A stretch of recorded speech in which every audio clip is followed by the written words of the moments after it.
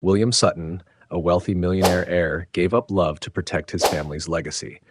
Years later, he meets his twin sons for the first time and faces the heartbreaking cost of his choices. Before we dive into the story, let's do what Sleepless in Seattle taught us. Share where you're listening from. Comment below. William Sutton's reflection fragments across the ballroom's gilt-edged mirrors, each panel capturing a different angle of carefully cultivated success. The crystal chandeliers cast his shadow in triplicate across the marble floor of Sutton Manor, their light catching on his platinum cufflinks, perfectly selected accessories for tonight's performance of power and privilege. He adjusts his tie, midnight blue against charcoal, the fabric worth more than what most people make in a week. The sounds of the dinner party wash over him, crystal glasses chiming, the murmur of old money discussing new ventures, his mother Eleanor's practiced laugh, cutting through it all like a blade wrapped in silk. William catches Emma's eye across the room, where his wife stands alone near a towering arrangement of white roses. Her beauty is undeniable, but there's a hollowness to her smile that he chooses not to examine too closely. "William, darling," Eleanor materializes at his elbow, her voice carrying that precise mix of warmth and command that took decades to perfect. "The Ashworths are asking about the Singapore expansion. Do be a dear and reassure them about their investment." He nods, already shifting his posture to match the expectations weighing on his shoulders. "Of course, Mother. And William?" Eleanor's fingers close around his wrist, her grip delicate but unrelenting. "Do try to steer the conversation away from family matters. We wouldn't want to make things uncomfortable." The implication hangs between them like poison in a crystal glass. William's jaw tightens, but he maintains his expression. The expansion numbers will give them plenty to discuss. Eleanor's smile doesn't quite reach her eyes. "That's my boy." She glides away to charm another group of guests, leaving William to navigate the battlefield of expectations she's laid out. His gaze drifts back to Emma, who now stands in conversation with one of the younger society wives. Even from across the room, he can read the tension in her shoulders, the way she holds herself slightly apart from the group. The Ashworths descend on him with practiced enthusiasm, their questions about market penetration and profit margins masking deeper inquiries about the Sutton legacy. William delivers his responses with mechanical precision, his mind already calculating the cost of each word, each gesture. "The integration is proceeding ahead of schedule," he explains, watching their expressions shift from concern to cautious approval. "Our projections show a 30% increase in market share by quarter's end." "Excellent, excellent." Harrison Ashworth, silver-haired and shark-eyed, leans in closer. "Though I must say, William, we had hoped to hear other kinds of good news by now. Eleanor has been hinting at grandchildren for quite some time." The crystal in William's hand catches the light, refracting it like a prism. "The Singapore numbers really are remarkable. Our team there has developed an innovative approach to—" Of course, Ashworth's wife, Margaret, cuts in with artificial sweetness. "Though it must be difficult for dear Emma watching her sister's children at all those family gatherings. 3 and 4 years, wasn't it? Such a blessing." William's fingers tighten around his glass. "If you'll excuse me, I see someone I need to speak with." He navigates through the crowd with practiced ease, each step carrying him further from the Ashworth's thinly veiled judgment. The weight of legacy presses down on him like a bespoke straitjacket, tailored to perfection but suffocating all the same. Emma has moved to the terrace, seeking refuge in the cool evening air. William joins her, maintaining a careful distance that speaks volumes about their marriage. The gardens below stretch into darkness, perfectly manicured hedges and flower beds that exist solely to impress others. "The Ashworths send their regards," he says, his voice carrying an edge he doesn't bother to hide. Emma doesn't look at him. How kind of them. They asked about children again. Now she does turn, her eyes meeting his with a flash of pain quickly masked. They always do. The silence between them stretches like a chasm. In the distance, Eleanor's laugh carries through the open French doors, a reminder of expectations unmet and judgments yet to come. "We should go back inside," William says finally. "Mother will notice if we're gone too long." Emma's smile is brittle. We wouldn't want that. They return to the party separately, maintaining the careful choreography of their public life. William watches Emma disappear into the crowd, her green silk dress a flash of color against the sea of black suits and conservative gowns. She moves like a ghost through their world, present but never quite belonging. Eleanor catches his eye from across the room, her expression carrying a warning he's learned to read since childhood. The message is clear: duty first, always. The Sutton name must endure, regardless of the cost. William straightens his already perfect tie and plunges back into the performance, each conversation a calculated step in the dance of power and influence. But beneath the polished surface, something shifts. A crack in the foundation he spent years building, threatening to bring the whole facade crashing down. The party continues around him, a symphony of wealth and expectation conducted by his mother's invisible hand. William plays his part flawlessly, but with each passing moment, the weight of the Sutton legacy presses harder against his chest, making it difficult to breathe in the rarefied air of his birthright. As the evening draws to a close, he stands at the grand staircase, bidding farewell to the last of the guests. Emma has already retreated upstairs, citing a headache that they both know is more diplomatic than medical. Eleanor oversees the departures like a general commanding her troops, each goodbye precisely calibrated to the recipient's social standing. "A successful evening," she declares once the final guest has departed, though the Ashworths seemed concerned about certain matters.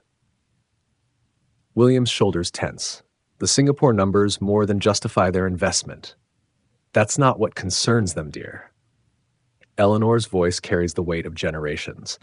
"The Sutton name must be carried forward. It's time you started taking that responsibility seriously." She leaves him standing in the empty ballroom, her words echoing off the mirrors that capture his reflection in endless repetition. William loosens his tie, the first crack in his perfect appearance, and stares at the man looking back at him from the glass. The Sutton heir, the dutiful son, the distant husband, all these versions of himself fragment across the mirrors like pieces of a puzzle that no longer fit together. Somewhere above, Emma lies awake in their bed, separated from him by more than just floors and walls. William turns away from his reflection, unable to face the truth he sees in his own eyes. The crystal chandeliers cast shadows that seem to follow him as he climbs the stairs, each step taking him further from the person he once promised Emma he would be. The legacy of the Sutton name weighs heavily on his shoulders, a burden passed down through generations. But tonight, for the first time, he feels the full cost of that inheritance, measured not in dollars and cents, but in the growing distance between him and the woman he once loved enough to defy his mother's expectations. As he reaches the top of the stairs, Eleanor's voice drifts up from below. "Good night, dear. Do remember what we discussed." William doesn't answer. Some burdens, he's learning, are too heavy for words. Morning light filters through the floor-to-ceiling windows of Sutton Manor, painting harsh rectangles across the breakfast room's hardwood floors. William descends the grand staircase, each step measured and precise, his Italian leather shoes silent against the polished wood. The scent of coffee rises from the breakfast room, but it does nothing to warm the chill that's settled into the house. Emma sits at the far end of the mahogany table, a fashion magazine open before her. She doesn't look up when William enters, her attention fixed on glossy pages that she turns with mechanical regularity. Her silk robe, a gift from his mother, makes her look like an expensive ornament in a room designed to display wealth. "Good morning," William says, his voice carrying the same practiced neutrality he uses in board meetings. Emma's response is equally measured. "Good morning." The silence that follows feels like a physical presence, pushing them further apart with each tick of the antique grandfather clock. William takes his usual seat, accepting a perfectly prepared cup of coffee from Morris, their butler. The morning paper sits folded beside his plate, its headline announcing another tech merger in Silicon Valley. "The gardens look particularly well today," Emma offers, her attempt at conversation falling flat in the vast space between them. William glances through the window at the meticulously maintained grounds. "Mother's new landscaper seems competent. Your mother's taste is always impeccable." The edge in Emma's voice is subtle but unmistakable. William chooses to ignore it, focusing instead on the financial section of his paper. Numbers are easier than emotions. Profits simpler than the pain he sees in his wife's eyes when she thinks he isn't looking. Emma's spoon clinks against her coffee cup, the sound echoing in the silence. She hasn't touched her breakfast, the fresh fruit and artisanal pastries arranged like a still life on her plate. William watches her from behind his paper, noting the way she holds herself, straight-backed and perfect, exactly as Eleanor taught her. "I have a meeting with Mother this afternoon," he says, more to fill the silence than from any real need to share his schedule. "Of course you do." Emma turns another page in her magazine, the paper crackling like distant gunfire. "The Singapore expansion requires your full attention, I know." She closes the magazine with precise movements. Everything does. William lowers his paper, studying his wife's profile. The morning light catches the auburn highlights in her hair, reminding him of when they first met, before his mother's expectations and society's demands turned their love into a performance piece. "Emma, don't." She stands, smoothing non-existent wrinkles from her robe. "Please don't pretend this morning will be any different from all the others." She leaves the breakfast room with quiet dignity, her steps echoing across the marble floor. William watches her go, noting how she's learned to carry herself like a Sutton, proud and distant, even in retreat. The pride he should feel at this transformation tastes bitter in his mouth. Morris appears silently to clear Emma's untouched plate. "Will you be taking lunch in your study today, sir?" "Yes." William returns to his paper, using market reports and merger announcements to drown out the sound of his wife's footsteps fading upstairs. The morning stretches on, sunlight crawling across expensive rugs and priceless antiques. William finishes his coffee, each sip growing colder until he's drinking it out of habit rather than desire. Above, he hears Emma moving through their wing of the house, her presence like a ghost he can't quite face. The grandfather clock strikes 10, its chimes echoing through the empty breakfast room. William folds his paper with precise creases, squaring the edges until they align perfectly. Each movement is controlled, measured, a physical representation of the restraint that defines his life. He stands, adjusting his tie in the reflection of a decorative mirror. The man staring back at him looks successful, powerful, everything a Sutton heir should be. He tries not to notice how the smile he practices doesn't quite reach his eyes. Outside his mother's sitting room, William pauses to check his appearance one final time. Through the heavy oak door, he can hear Eleanor on the phone, her voice carrying that subtle mix of authority and charm that she spent decades perfecting. He waits, knowing better than to interrupt, using the time to armor himself against what's to come.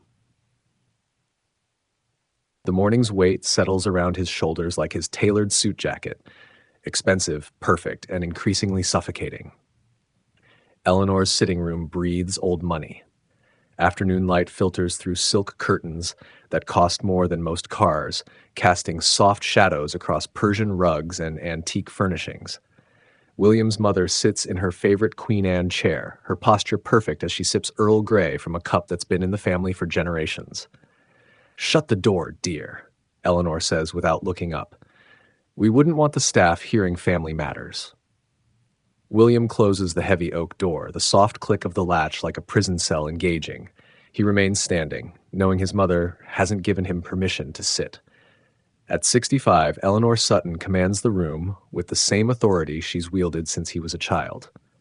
"The Ashworths called this morning." Eleanor sets her cup down with surgical precision. They're concerned about their investment in the Singapore venture. "The numbers are solid," William responds, his fingers straightening his already perfect tie. "The integration is ahead of schedule." "Don't be obtuse, William. You know perfectly well what concerns them." Eleanor's eyes narrow slightly. "The Sutton name carries certain expectations that aren't being met."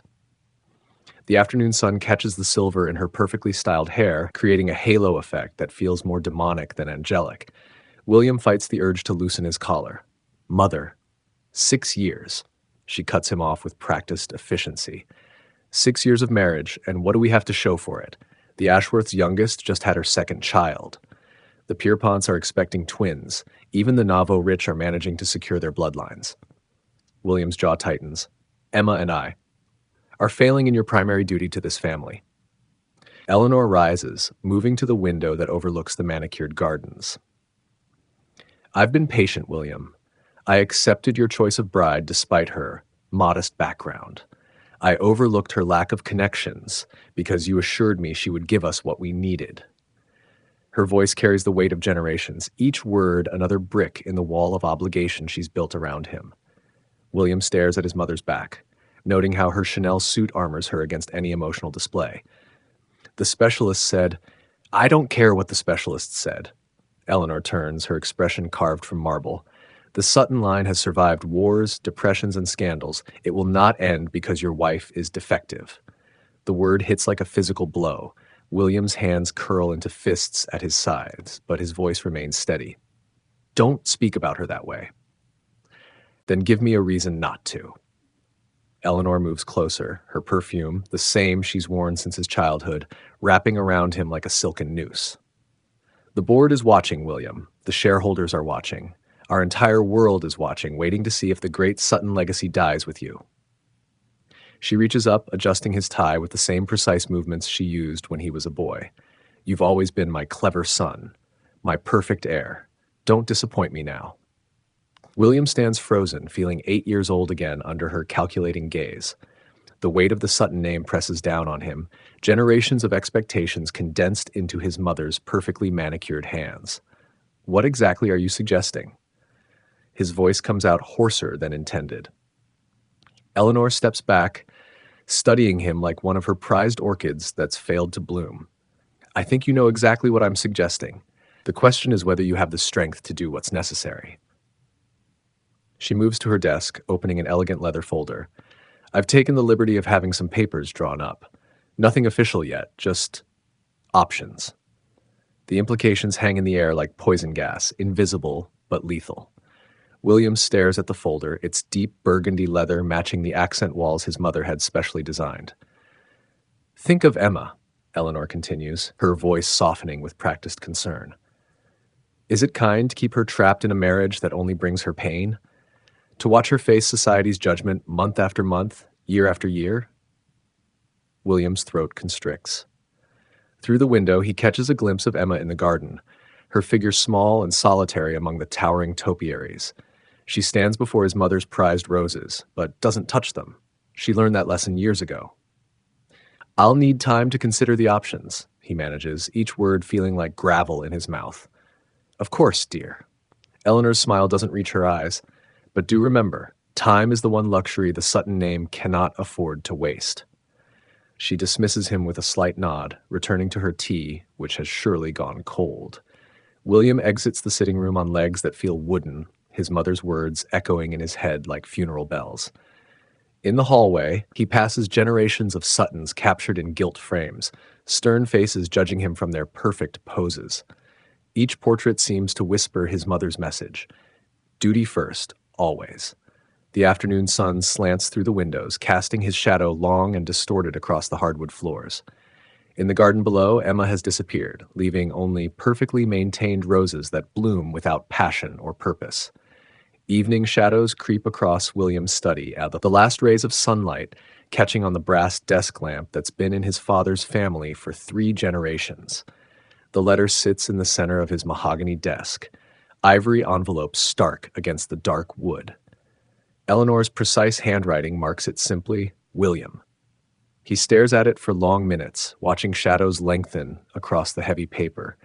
His mother's words from their afternoon meeting still echo in his ears, mixing with the whispers of portraits in the hall.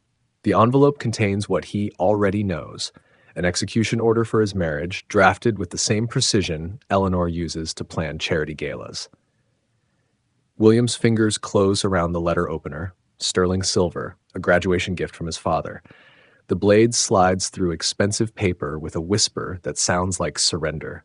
Inside, Eleanor's handwriting flows across the page in perfect cursive, each letter a weapon aimed at his conscience. My dearest William, the time has come to face what we've both known for years. Your father and I raised you to understand that the Sutton name carries obligations that transcend personal happiness. You've always been our perfect son, shouldering the weight of legacy with grace and determination, but now that legacy stands at a crossroads. Emma is a lovely girl, in her way, but lovely isn't enough, not for the Sutton heir. 6 years of marriage have proven what we feared. She cannot give you what the family needs.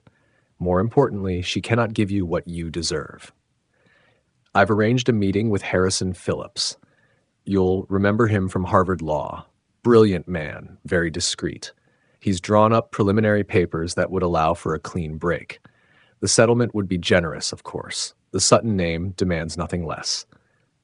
Caroline Blackwood's eldest daughter recently returned from finishing school in Switzerland. 24 impeccable bloodlines, and her mother assures me she's already proven fertile. The merger possibilities with Blackwood Industries alone would justify the transition. I don't need to remind you that the board meets next quarter to discuss succession planning. Your father's health isn't improving, and questions are being asked about the future of the Sutton line. The time for sentiment has passed, my darling boy. Now is the time for action. You have until the end of the week to make your decision. Though we both know you've already made it, haven't you? You are my son, after all. Duty runs in your blood. With love and expectations, Mother. The paper crackles in William's grip, expensive stationery crinkling under fingers that have gone white at the knuckles. His mother's words burn into his retinas. Each line, another brick in the wall of obligation she's built around him since birth. Through the study window, he can see his reflection overlaid on the darkening gardens, the perfect heir in his perfect suit, trapped in a cage built of expectations and family pride. Somewhere upstairs, Emma moves through their private wing like a ghost, probably preparing for another dinner where she'll endure subtle barbs wrapped in society smiles. William releases the letter, watching it fall back to his desk. The paper settles with unnatural grace, words facing upward like an accusation. His mother's signature catches the last ray of sunlight, the ink gleaming like fresh blood. The study walls press in around him, lined with leather-bound books he inherited but never reads. Family photographs track his progression from perfect child to perfect heir, tennis tournaments, debate championships, Harvard graduation. In each one, Eleanor stands beside him, her smile a mixture of pride and possession. His phone buzzes, a text from Harrison Phillips. Right on cue. Free for breakfast tomorrow? Eleanor mentioned you might need my services. Of course she did. His mother never leaves anything to chance. Each move calculated like a chess grandmaster thinking 10 steps ahead. William stares at the message until the screen goes dark, reflecting his own troubled expression back at him. The grandfather clock in the hall chimes 8, its deep tones echoing through the house like a funeral bell. Dinner will be served soon. Another perfectly orchestrated performance of domestic harmony for the benefit of staff who've served the family long enough to know better, but are paid well enough not to care. William stands, his movements mechanical as he adjusts his tie and smooths non-existent wrinkles from his jacket. Eleanor's letter seems to watch him from the desk, its presence heavy as a gravestone, marking the death of whatever romance once existed in his marriage to Emma. In his pocket, his phone buzzes again. Another message from Phillips. The Blackwood girl is in town. Eleanor thought you might review her portfolio.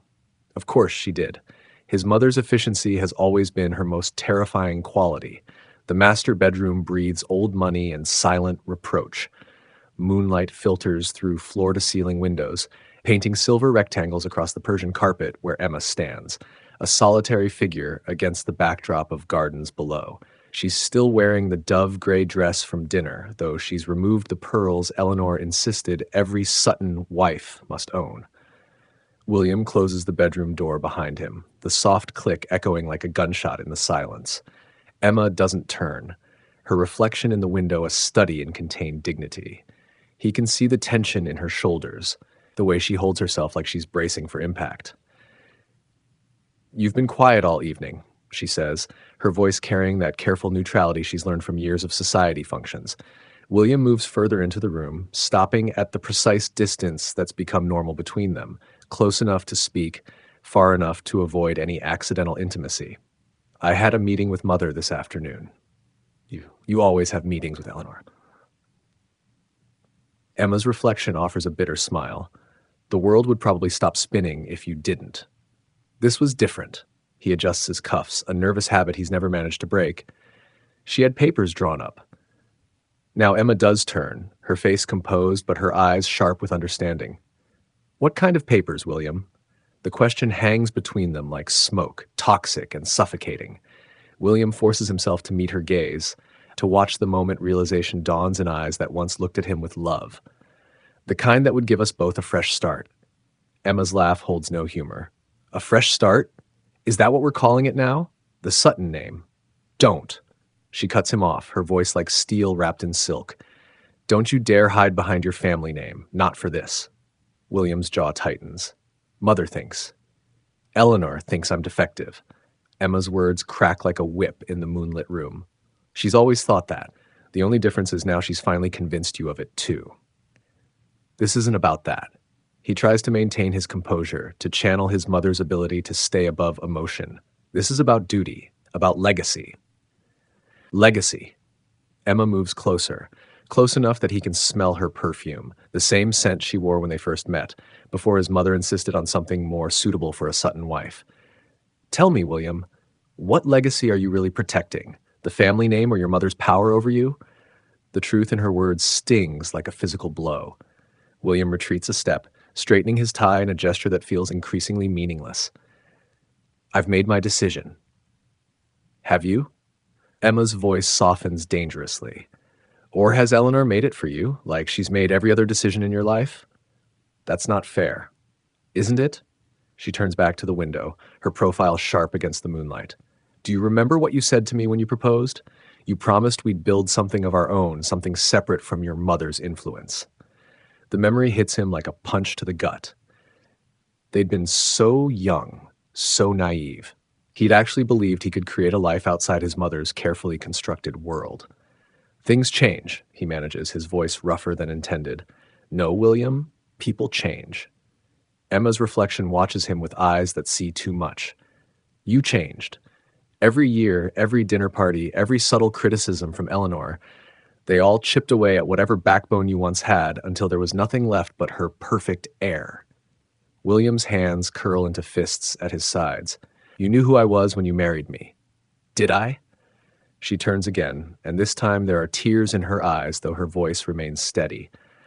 I thought I was marrying a man who loved me enough to stand up to his mother. Instead, I got a puppet who can't even tell me he wants a divorce without Eleanor pulling his strings. The word divorce lands between them like a bomb, shattering what little pretense remains.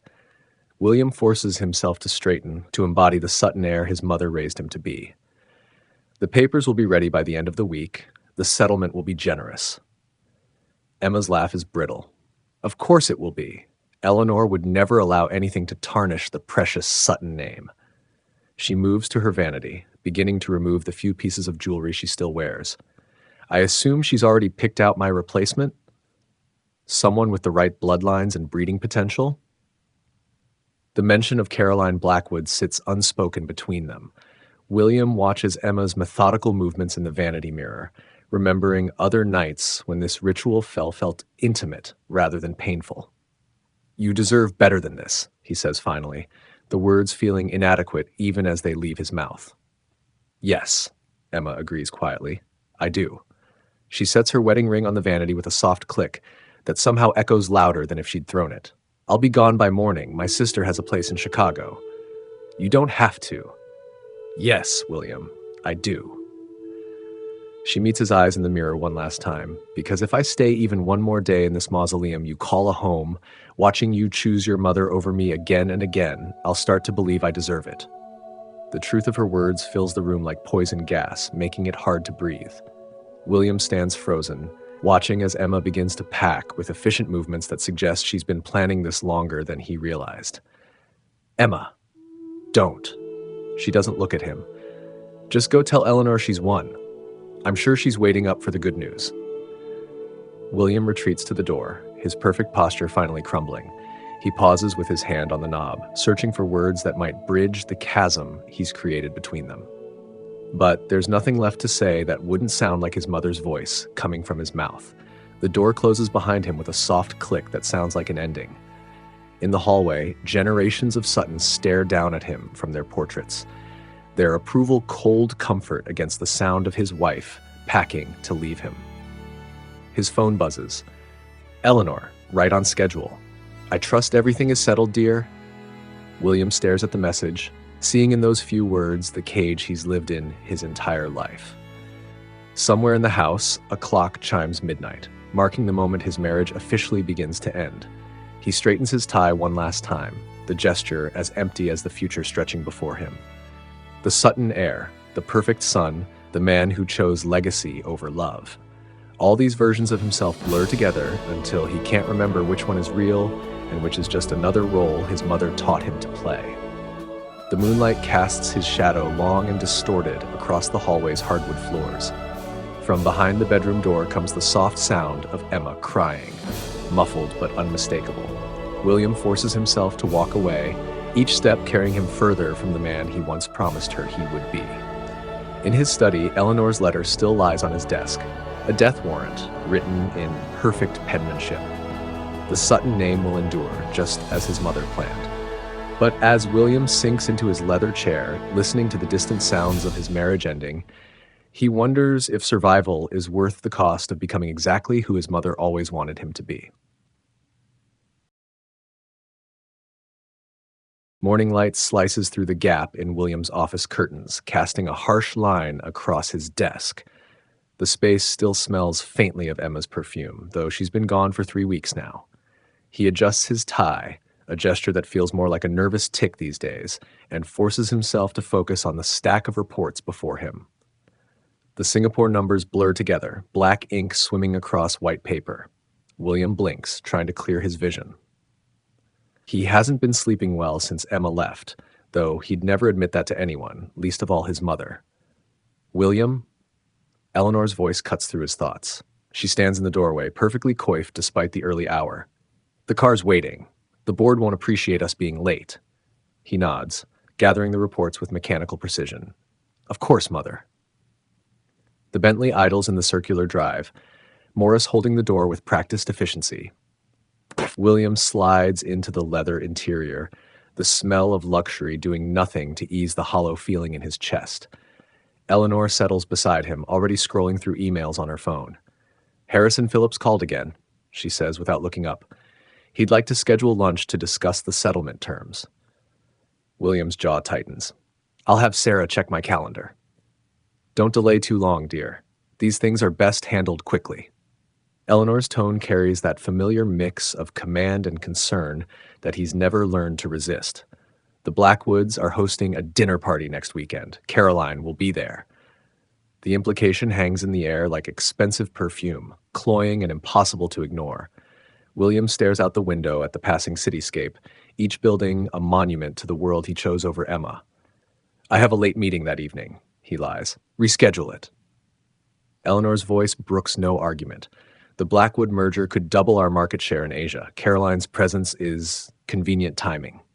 William's reflection fragments across the tinted window. Suit perfect, tie straight, expression carefully neutral. The man staring back at him looks exactly like the heir his mother always wanted. He wonders when that became all he was. The board meeting drags on, each presentation a blur of projections and platitudes. William delivers his report on the Singapore expansion with practiced ease, watching the shareholders nod their approval. His success should feel like validation, but instead sits heavy in his stomach like lead. Excellent work, as always, Eleanor tells him afterward, her pride as measured as everything else about her. Your father would be pleased. The words should mean something. They used to mean everything. But as William watches his mother glide away to charm another group of board members, all he can think about is Emma's face the night he told her he was leaving, the way her eyes had hardened, as if she was watching him turn into someone she no longer recognized. Back in his office, William loosens his tie for the first time all day. The sun has shifted, afternoon light painting different shadows across his desk. A notification pops up on his phone, another message from Harrison Phillips about the settlement. He swipes it away, unable to face the clinical dismantling of his marriage just yet. Instead, he finds himself opening his personal email, cursor hovering over Emma's address. It still sits in his contacts, unchanged since the day they met. He starts typing before he can stop himself. Shy, miss. William deletes the words with sharp, angry keystrokes. He has no right to miss her, not after choosing his mother's approval over their marriage. Not after watching her pack her bags and doing nothing to stop her. The intercom buzzes. "Mr. Sutton, your mother asked me to remind you about dinner with the Ashworths tonight." "Thank you, Sarah." His voice comes out steady, professional, everything the Sutton heir should be. William straightens his tie, smooths non-existent wrinkles from his jacket, and prepares to play his part in yet another performance of power and privilege. But as he leaves his office, he catches a glimpse of his reflection in the window, and for a moment, he doesn't recognize the man staring back. The Ashworth dinner stretches endlessly, course after course of carefully curated small talk and business discussions. William performs flawlessly, just as Eleanor taught him. But underneath the polished surface, something shifts, a crack in the foundation he spent years building. Later that night, in the emptiness of his study, William pours himself 2 fingers of scotch and stares at the phone number he still knows by heart. The liquid burns his throat, but does nothing to ease the ache in his chest. Somewhere in Chicago, Emma is starting over. He wonders if she's happy, if she's found the freedom she never had with him. The thought should make him angry, his mother certainly would be, but instead it fills him with a sadness so profound he can barely breathe. William sets down his glass and straightens his tie one final time, the gesture as meaningless as the legacy he chose over love. Tomorrow, he'll meet with Harrison Phillips and begin the process of legally ending his marriage. He'll attend the Blackwood dinner and smile at Caroline's carefully practiced charm. He'll be exactly who his mother always wanted him to be. But tonight, in the quiet of his study, William Sutton allows himself to remember the man he used to be and wonder if that version of himself is lost forever. The gallery buzzes with the precise kind of energy that would have made Eleanor Sutton proud, wealth and culture mixing in carefully measured proportions. William adjusts his cufflinks, platinum against charcoal, and pretends not to hear the whispers that follow him through the crowd. Left his wife. Eleanor must be pleased, the Blackwood girl. 3 months since Emma left, and still the gossip circles like sharks scenting blood. William maintains his composure, nodding at familiar faces while keeping his expression carefully neutral. The trick, his mother always said, is to acknowledge the rumors without dignifying them. "William!" Caroline Blackwood materializes at his elbow, her smile as practiced as his own. "I was hoping you'd be here tonight."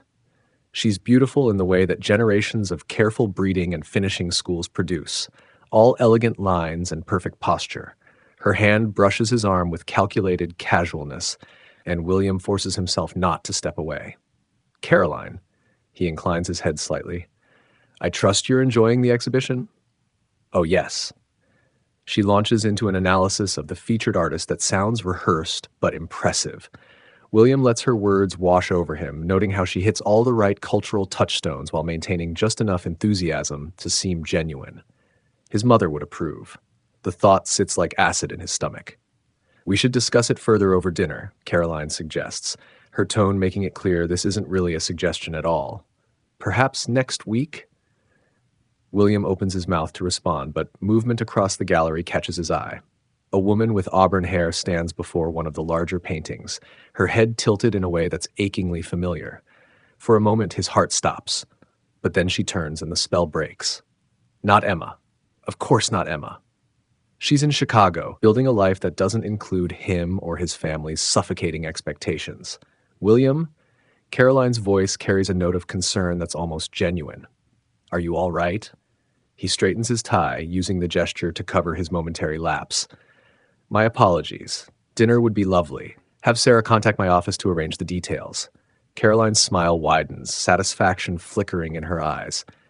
"Perfect. I look forward to it." She glides away to join another group, leaving William alone with his thoughts and the painting that caught not Emma's attention.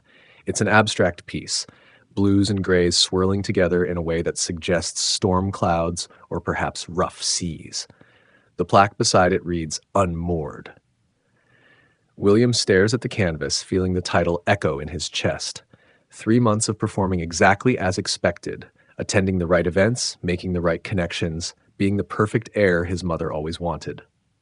But underneath the polished surface, he feels adrift, untethered from whatever anchored him before Emma left.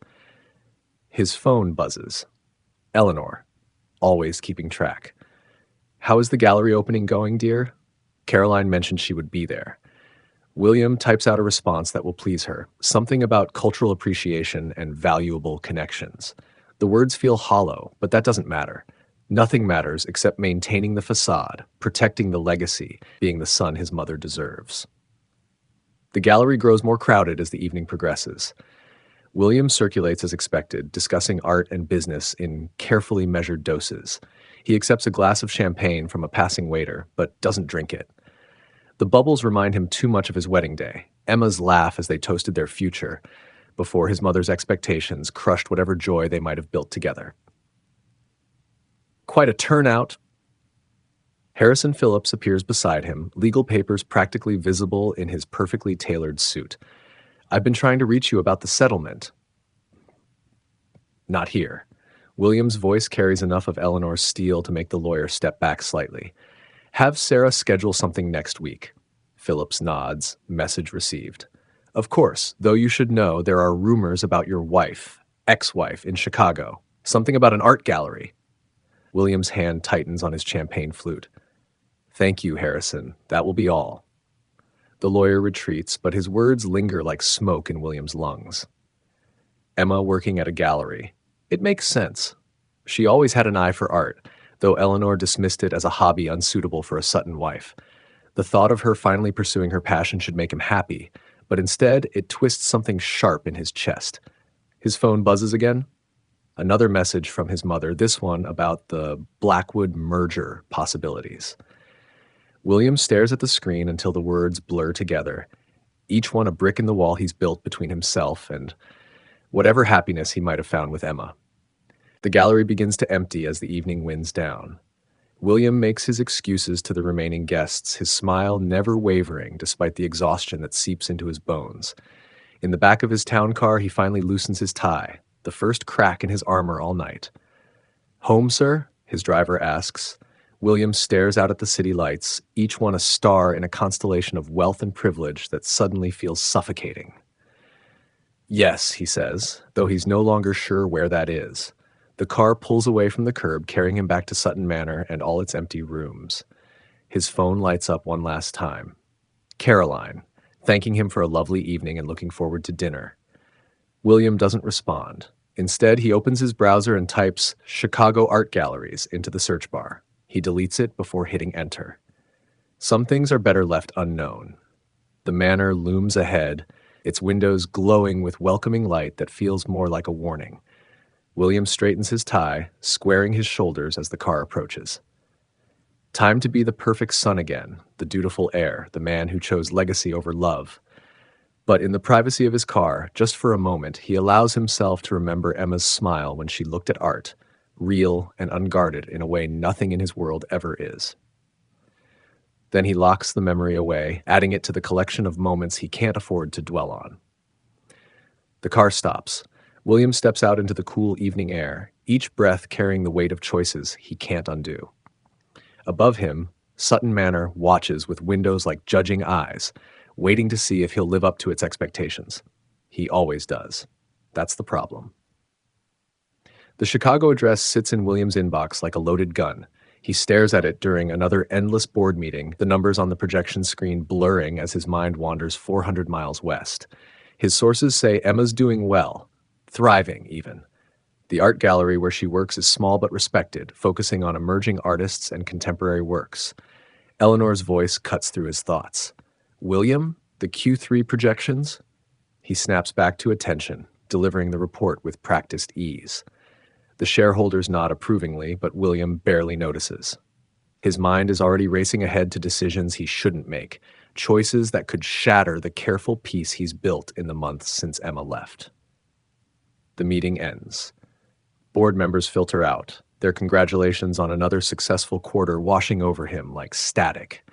William remains seated, staring at his phone where the Chicago address still waits. "The Blackwoods are expecting us for dinner," Eleanor reminds him, materializing at his shoulder. Her hand rests on his arm, gentle but immovable. "Caroline specifically asked if you would be there." William's jaw tightens. "I have some work to finish here." "Work can wait." Eleanor's smile doesn't reach her eyes. Family obligations cannot. The word family hits like a physical blow. William thinks of Emma in Chicago, building a life without him. The reports he's received mention she's not alone. There's someone new, someone who makes her smile in a way he probably never did. Of course, Mother. The words taste like ash, but he says them anyway. It's what he always does. The Blackwood dinner passes in a blur of perfect manners and calculated conversations. Caroline sits beside him, her presence a carefully orchestrated reminder of his mother's expectations. She's everything a Sutton wife should be, cultured, well-connected, from the right family. Her hand brushes his arm occasionally, each touch a promise of the future Eleanor has planned. William maintains his smile, plays his part, but his mind keeps drifting to Chicago, to Emma, to the life he walked away from because duty demanded it. William? Caroline's voice pulls him back to the present. You seem distracted tonight. He straightens in his chair, adjusting his tie. My apologies. The Singapore expansion is requiring more attention than anticipated. Of course, her smile is understanding, practiced. Business must come first. The words echo in his head as he returns to Sutton Manor later that night. Business first. Family first. Legacy first. Everything except what his heart wants, what it's always wanted.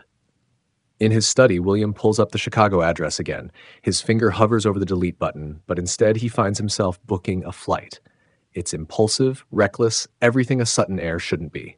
He does it anyway. The plane touches down in Chicago on a gray Tuesday morning. William's hands shake slightly as he adjusts his tie in the airport bathroom mirror. He looks exactly like what he is, a man who had everything and threw it away for a legacy that feels increasingly hollow. The gallery is smaller than he expected, tucked between a cafe and a bookstore in a trendy neighborhood. William stands across the street, watching patrons come and go. Each one could be meeting Emma, seeing her smile, hearing her talk about art with the passion she used to hide around his mother. He shouldn't be here. Every instinct honed by years of Eleanor's training screams at him to leave, to return to the safe confines of his predetermined life. But his feet carry him forward anyway, across the street and through the gallery's glass doors. The space inside is warm and inviting, nothing like the sterile exhibitions his mother prefers. Modern paintings line the walls, their colors bold and unapologetic. William moves through the room slowly, his heart pounding with each step, and then he sees her. Emma stands near a large abstract piece, discussing the work with a patron. She looks different, happier, more herself than she ever did at Sutton Manor. Her hair catches the gallery lights, and for a moment William forgets how to breathe. She turns and their eyes meet across the room. Emma's expression freezes, the professional smile slipping from her face. For a heartbeat, neither of them moves. William. His name falls from her lips like something breaking. What are you doing here? He opens his mouth, but the carefully prepared speech dies in his throat. How can he explain what brought him here when he barely understands it himself? He adjusts his tie, the gesture feeling pathetic even as he does it. You look well. Don't. Emma's voice is soft but firm. You don't get to do this. Not now. She's right, of course. He gave up that right the moment he chose his mother's approval over their marriage. But standing here, seeing her in this place that feels so perfectly her, William can't help but wonder if he made the biggest mistake of his life. Emma, is everything all right? A man appears at Emma's side, his presence protective without being possessive. He's everything William isn't, casual, artistic, free from the weight of generations of expectations. Everything's fine, Alex. Emma's voice is steady, but William catches the slight tremor in it. This is William Sutton, my ex-husband. The word ex hits like a physical blow. William forces himself to extend his hand to play the role of civilized adult. A pleasure to meet you. Alex's handshake is firm, artistic fingers calloused in a way William's never will be. I've heard about you. The implication hangs in the air. None of what he's heard has been good. William drops his hand, fighting the urge to adjust his tie again. The gallery suddenly feels too small, too warm, too full of evidence that Emma has built a life that doesn't need him. I should go. He takes a step back, his Italian leather shoes silent on the polished concrete floor. I apologize for interrupting. William? Emma's voice stops him. He turns, hope flaring traitorously in his chest. But her eyes are hard, determined. Don't come here again. He nods, unable to form words around the knot in his throat. The walk to the door feels endless, each step carrying him further from the woman he loved, still loves, though he has no right to. Outside, Chicago's autumn wind cuts through his wool suit. William stands on the sidewalk watching Emma and Alex through the gallery window. They're discussing something, heads bent close together over a piece of art. The intimacy of the gesture makes his chest ache. His phone buzzes. Eleanor, always watching. The Blackwoods are asking about dinner next week. Caroline specifically requested you attend. William stares at the message, seeing in those few words the cage he's built around himself. Behind him, Emma laughs at something Alex has said. The sound carries through the glass, free and genuine in a way she never was at Sutton Manor. He doesn't respond to his mother's text. Instead, he walks away from the gallery, each step heavy with the weight of what he's lost. Chicago's streets blur around him, unfamiliar and indifferent to his pain. In his hotel room, William loosens his tie for the first time all day. The Chicago skyline spreads out beyond his window, so different from the perfectly manicured views of Sutton Manor. Somewhere in that maze of buildings, Emma is finishing her day at the gallery, perhaps making plans with Alex for dinner.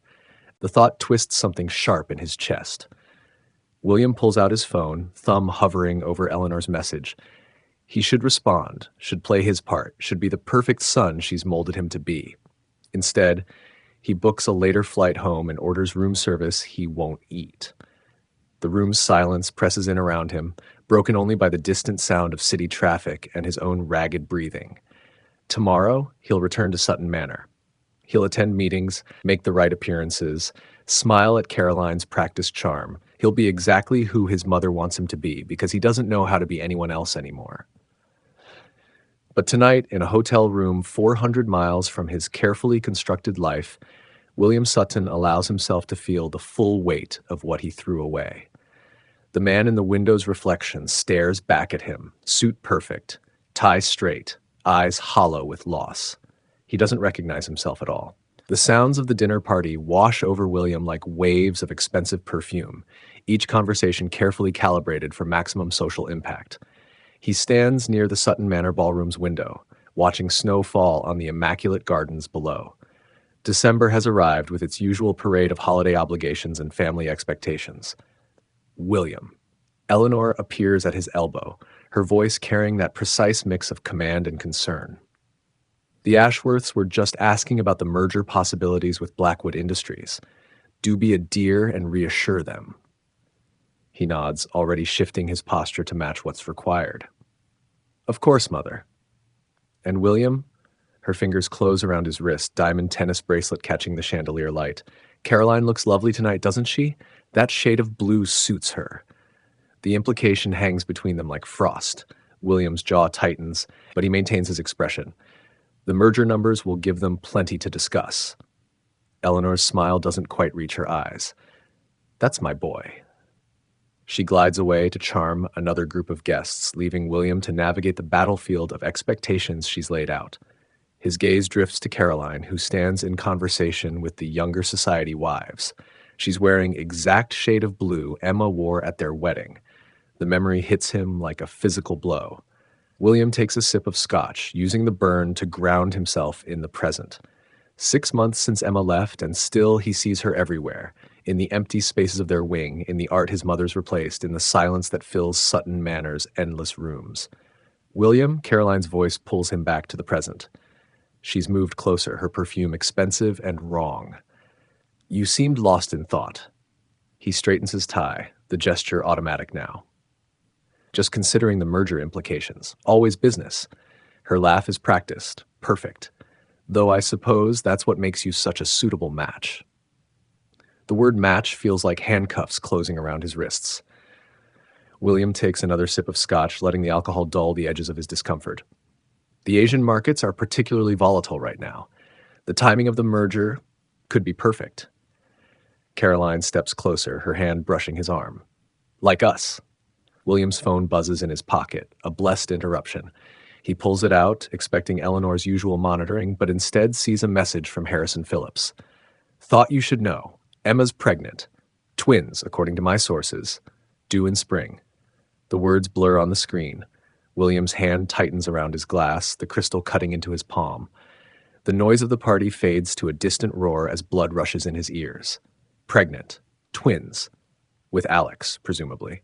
The life she couldn't have with him, she's building with someone else. William? Caroline's voice seems to come from very far away. Are you all right? You've gone quite pale. He forces himself to breathe, to maintain the facade that's become his only defense. If you'll excuse me, business matter. William moves through the crowd with mechanical precision, each step measured and controlled despite the chaos in his chest. He makes it to his study just as his composure cracks. The Scotch glass hits his desk with enough force to slosh liquid onto important papers. Twins. The word echoes in his head like a bell tolling. Emma is having twins with a man who can give her everything William couldn't. Freedom, happiness, a family untainted by generations of expectations. His phone buzzes again. Eleanor, always watching. The Ashworths are asking about you, dear. Do return to the party. William stares at the message, seeing in those few words everything that's wrong with his life. He chose this, chose duty over love, legacy over happiness. But standing in his study while Emma builds a future without him, he wonders if the price was too high. The party continues beyond his door, a symphony of wealth and privilege conducted by his mother's invisible hand. William straightens his tie, smooths his features into careful neutrality, and prepares to return to his role. But as he reaches for the door, his hand trembles slightly. The perfect heir, the dutiful son, the man who chose family name over love, all these versions of himself blur together until he can't remember which one is real.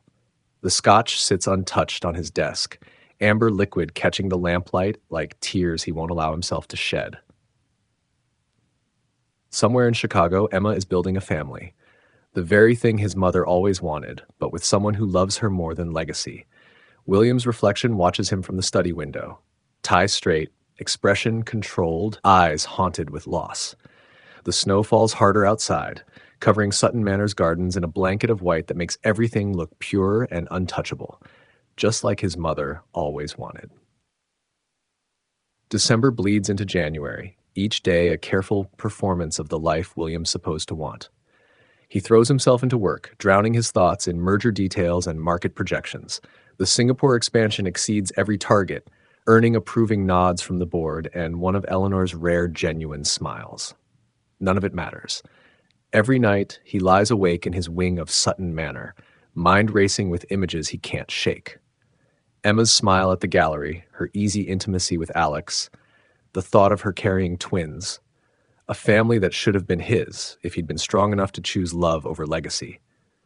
The Blackwoods are expecting an announcement soon, Eleanor says over breakfast, her voice carrying that edge of steel he's never learned to resist. Caroline's mother specifically asked about rings. William stares at his untouched coffee, watching cream swirl in patterns that remind him of the abstract art in Emma's gallery. The merger negotiations are at a delicate stage. Don't be obtuse, William. Eleanor sets down her cup with precise movements. We both know this isn't about business. The Sutton name needs an heir. Caroline can provide that. The words hit like a physical blow. William's hand tightens around his coffee cup, fine bone china threatening to crack under the pressure. And Emma couldn't. Emma made her choice. Eleanor's voice could freeze wine. Just as you made yours. It's time to move forward. But moving forward feels impossible when every step takes him further from the only real happiness he's ever known. William excuses himself from breakfast, retreating to his study where the weight of generations watches from gilt-framed portraits. His phone lights up, another message from Harrison Phillips about Emma. The lawyer's sources are thorough, feeding William details about her life that feel like shards of glass in his chest. The twins are boys. She's picked out names, Max and Leo. William deletes the message, but the information burns in his mind. Sons. He's going to have sons he'll never know, who will grow up calling another man father. The thought makes him physically ill. Mr. Sutton? Sarah's voice comes through the intercom. Your mother asked me to remind you about dinner with the Blackwoods tonight, and Miss Caroline's office called to confirm your lunch tomorrow. Thank you, Sarah. His voice comes out steady, professional, everything the Sutton heir should be. The day passes in a blur of meetings and conference calls. William moves through it mechanically. his mind scattered between Chicago and the suffocating weight of his mother's expectations. In the elevator, after a particularly grueling board presentation, he catches his reflection in the polished brass doors. The man staring back looks successful, powerful, everything Eleanor raised him to be. But his eyes are hollow, haunted by choices he can't undo, and a future he'll never know. "William?" Caroline's voice startles him. She's waiting in the lobby, perfectly styled in a dress that probably cost more than most people make in a month. "I thought we could share a car to dinner." Her smile is practiced, professional, exactly what a Sutton wife should be. William adjusts his tie, forcing himself to play his part. Of course. The car ride passes in carefully measured conversation. Caroline discusses art in the way Eleanor taught all society women, with just enough knowledge to seem cultured without being passionate.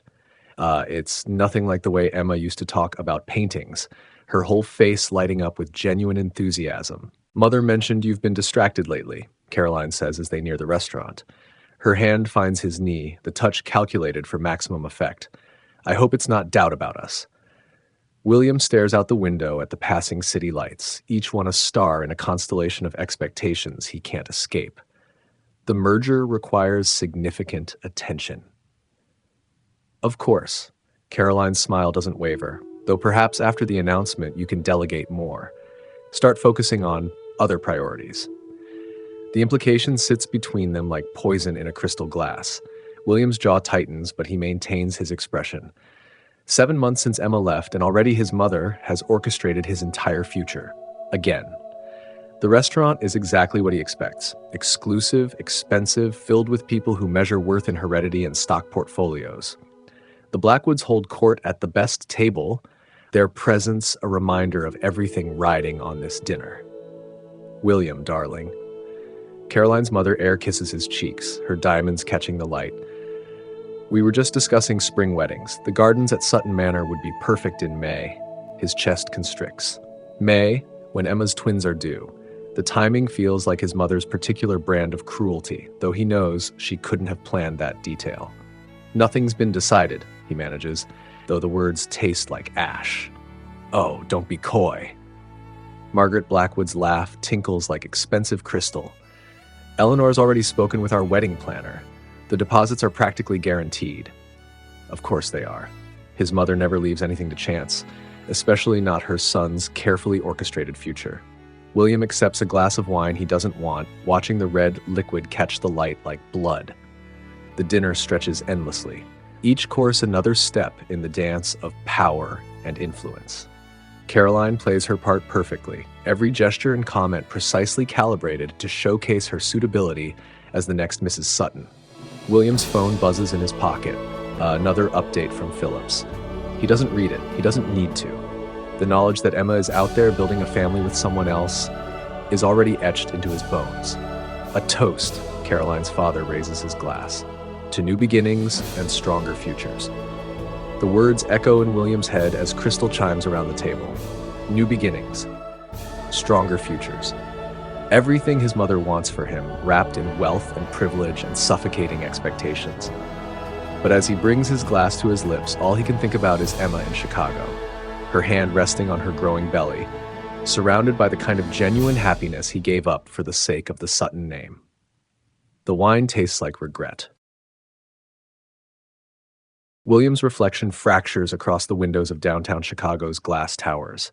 1,000 versions of himself walking through a city that feels both foreign and familiar.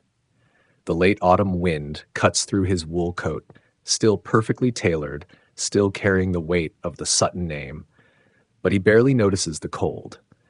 His Italian leather shoes, selected this morning with mechanical precision, click against the sidewalk in an uneven rhythm that matches his racing thoughts. 3 months. 3 months since he let Emma walk away, since he chose his mother's carefully crafted future over the life he'd built with his wife. Now he finds himself here, in Emma's city, stalking the streets like a ghost haunting its own grave. A young couple passes him on the sidewalk, their laughter carrying on the wind.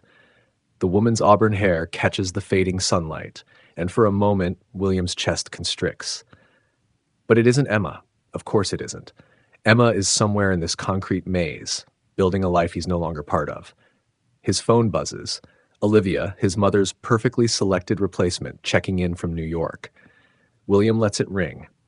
The thought of answering, of maintaining the facade of marital contentment, makes his throat tight. Besides, what would he say? That he's wandering the streets of Chicago, drawn here by a gravity he can't explain or resist? The sky darkens early this far north, shadows stretching between buildings like fingers reaching for something just out of grasp. William's reflection follows him from window to window, each one showing a man who looks successful, powerful, everything a Sutton should be. But beneath the perfect surface, something is cracking. He stops at a corner, watching traffic flow past in streams of red and white lights.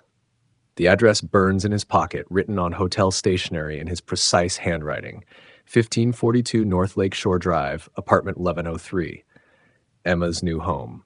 He'd gotten it from his mother's private investigator, a fact that still makes him feel unclean. "Just checking on our interests," Eleanor had said, sliding the folder across her desk with surgical precision. The implication was clear. Even in exile, Emma remained a potential threat to the Sutton legacy. William's jaw tightens at the memory. He adjusts his tie, a gesture that feels increasingly meaningless, and forces himself to keep walking. The lake appears between buildings, a slate-gray expanse that seems to mirror his mood. Emma's building rises ahead, all glass and steel and old-world limestone, the kind of place that speaks of money without shouting about it. He stands across the street, watching lights flicker on in various windows as evening settles over the city. Somewhere up there, Emma is living a life he knows nothing about. Is she happy? Has she found peace in this new city, away from the suffocating weight of Sutton expectations? The doorman eyes him from across the street, probably wondering why a man in a $3,000 suit is standing in the growing dark like a lost tourist. William forces his feet to move, each step carrying him closer to a confrontation he both craves and dreads. Inside the lobby, warm air carries the scent of leather and polish, familiar comforts that do nothing to ease the tension in his shoulders. The doorman's evaluation is professional but thorough, taking in William's expensive clothes and confident bearing. "I'm here to see Emma Sutton," William says, then catches himself. Emma Crawford. The name feels wrong in his mouth, like speaking a foreign language he once knew but has forgotten. Name? William Sutton. The doorman's expression doesn't change, but something shifts in his posture. Recognition, perhaps, or wariness. "One moment, sir." William watches him pick up the house phone, speaking too quietly to overhear. The lobby's mirrors reflect his image back at him. Still perfect, still composed, still absolutely falling apart inside. The elevator ride to the 11th floor stretches like taffy, each floor marked by a soft chime that sounds like judgment. William straightens his tie again, smooths non-existent wrinkles from his suit jacket. The doors open onto a hallway decorated in muted grays and blues, carpet absorbing his footsteps as he approaches apartment 1103. He raises his hand to knock, then hesitates. What right does he have to be here, to disrupt whatever peace Emma has found? His mother's voice echoes in his head. "The Sutton name demands closure, dear. Loose ends are so untidy." But this isn't about the Sutton name, not really. It's about the weight in his chest that grows heavier with each passing day, the silence in his life that even Olivia's carefully modulated voice can't fill. Before he can retreat, the door opens. Emma stands in the threshold, and the sight of her hits William like a physical blow. She's thinner than he remembers, her face sharper, but her eyes, God, her eyes still see right through him. William. His name in her voice carries none of the warmth it once did. "What are you doing here?" He opens his mouth, closes it again. All his carefully prepared speeches evaporate like morning fog. "I needed to see you." Emma's expression doesn't change, but her fingers tighten on the doorframe. Why? The question hangs between them like smoke, toxic and suffocating. William forces himself to meet her gaze, to face the consequences of his choices head on. "Because I made a mistake," he says finally, the words feeling inadequate even as they leave his mouth. Emma studies him for a long moment, her face a mask he can no longer read. Then she steps back, opening the door wider. "Come in." The apartment beyond is nothing like he expected. Warm colors, comfortable furniture, artwork on the walls that would make his mother shudder. It's everything their shared wing of Sutton Manor wasn't. Signs of life lived rather than displayed. Would you like something to drink? Emma's voice is carefully neutral, the same tone she used at countless society functions. I have water. Or Emma. His voice cracks on her name. I'm sorry. I'm so sorry. She turns away, moving to the kitchen with measured steps. Sorry for what, William? For choosing your mother over me? For throwing away our marriage because I couldn't give you an heir? Or are you sorry because you finally realized what you lost? The truth in her words stings like a slap. William remains standing in the middle of her living room, feeling out of place in his perfect suit among the casual comfort of her new life. All of it, he says quietly. Everything. Emma returns with 2 glasses of water, gesturing for him to sit. He perches on the edge of her couch, noting how she chooses the armchair furthest from him. Tell me something, she says, her voice steady but her hands tight around her glass. Did you ever actually stand up to her, or did you just let Eleanor decide that our marriage wasn't worth saving? William's jaw tightens. It wasn't that simple, wasn't it? Emma's laugh holds no humor. If you chose the Sutton legacy over our love, seems pretty simple to me. I had responsibilities. To what? She cuts him off, her composure cracking slightly. To a family name? To your mother's endless expectations? What about your responsibility to us, William? To the life we were building? The weight of her words presses down on him like a physical thing. Through the floor-to-ceiling windows, Chicago's lights spread out like fallen stars. So different from the manicured darkness of the Sutton estate. I thought I was doing the right thing, he says finally, the words tasting like ash in his mouth. I thought. You thought what Eleanor wanted was what you wanted. Emma's voice softens dangerously. You always did. William stands abruptly, moving to the windows. His reflection stares back at him, overlaid on the city lights. The perfect heir, the dutiful son, the man who threw away the only real thing in his life. I miss you, he says to the glass, unable to face her directly. Every day I miss you. The silence that follows feels endless. When Emma finally speaks, her voice carries a weight he's never heard before. I have something to show you. She rises, disappearing down a hallway. William remains at the window, his heart pounding against his ribs like it's trying to escape. When Emma returns, she's holding a photograph. This is why I left Chicago, she says, holding it out to him. This is what I couldn't tell you about when I walked away. William takes the photo with trembling fingers. It shows Emma in a hospital bed, tired but radiant, holding 2 tiny bundles. The date stamp in the corner makes his breath catch, 3 months after she left him. Their names are Max and Leo, Emma says quietly. They're yours, William, but they're also mine, and I won't let them grow up under Eleanor's influence. The photo shakes in his hands. 2 perfect faces peer up from the blankets, their features a mixture of his and Emma's. His sons. He has sons. Why didn't you tell me? His voice comes out hoarse. Would it have changed anything? Emma takes the photo back, her movements gentle but firm. Would you have chosen us over your mother's plans? The truth hits him like a punch to the gut. Even now, even knowing about his sons, would he have had the strength to defy Eleanor? The silence that follows is answer enough. That's why I left, Emma says softly, because I knew that no matter what, Eleanor would always come first, and I couldn't let my children grow up thinking that was normal. William sinks back onto the couch, his perfect posture finally crumbling. The weight of what he's lost, what he threw away, threatens to crush him.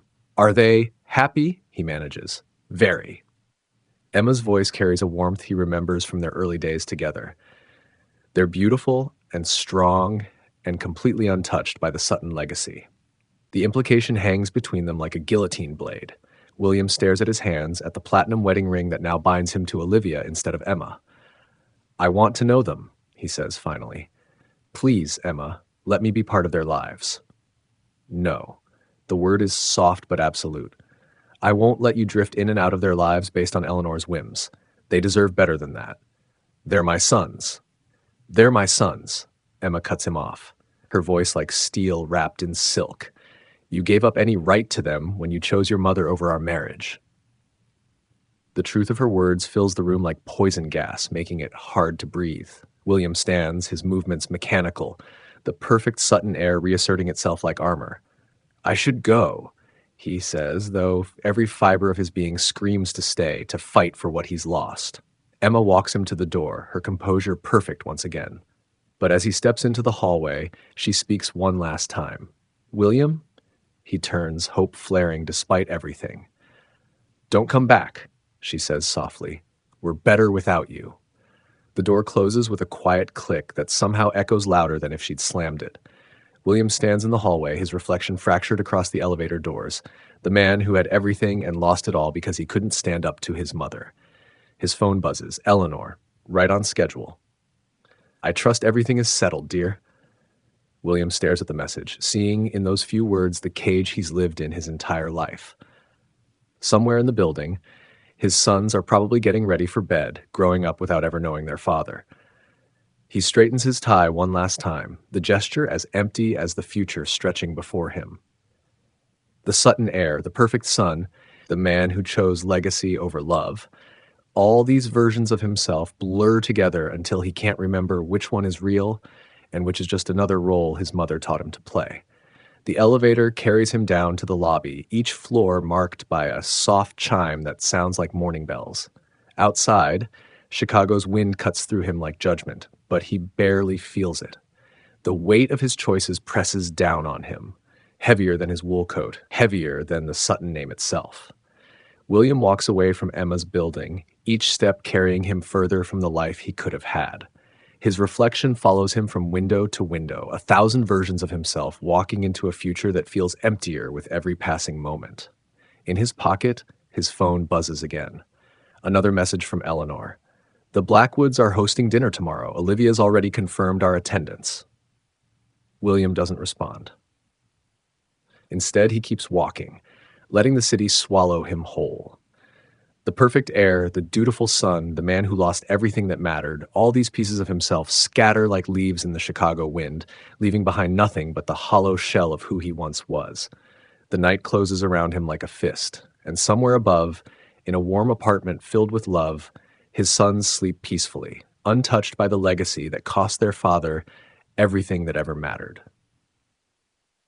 Near the lake, William stops, staring out at the dark water. His reflection fragments across the waves, each piece showing a different version of his failure. The wind carries the sound of distant laughter, a family walking along the shore, their happiness a knife twisting in his chest. He adjusts his tie one final time, the gesture mechanical, meaningless. Then he turns away from the water, from Emma's building looming in the distance, from the sons he'll never know. The Sutton heir walks into the Chicago night, leaving behind the last pieces of his heart in an apartment he can never visit again. His phone buzzes with messages from Eleanor and Olivia, but he doesn't check them. Back at the Sutton estate, William's footsteps echo through empty halls that feel colder than Chicago's winter streets. Olivia waits in their wing, a perfectly curated presence in her silk robe, but he can barely look at her. "You were gone all day," she says, her voice carrying that precise note of concern that Eleanor would approve of. "The board meeting." "I need to work," William cuts her off, retreating to his study where generations of Suttons stare down from gilt frames. Olivia follows, her perfume, selected by Eleanor, of course, filling the space between them.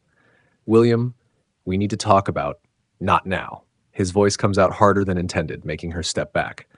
"Please, just not now." She studies him with eyes that see too much, her perfect features arranged in an expression of calculated worry. "You went to see her, didn't you? You went to Chicago." William doesn't answer, but his silence speaks volumes. Olivia's composure cracks slightly, showing a glimpse of real pain beneath the polished surface.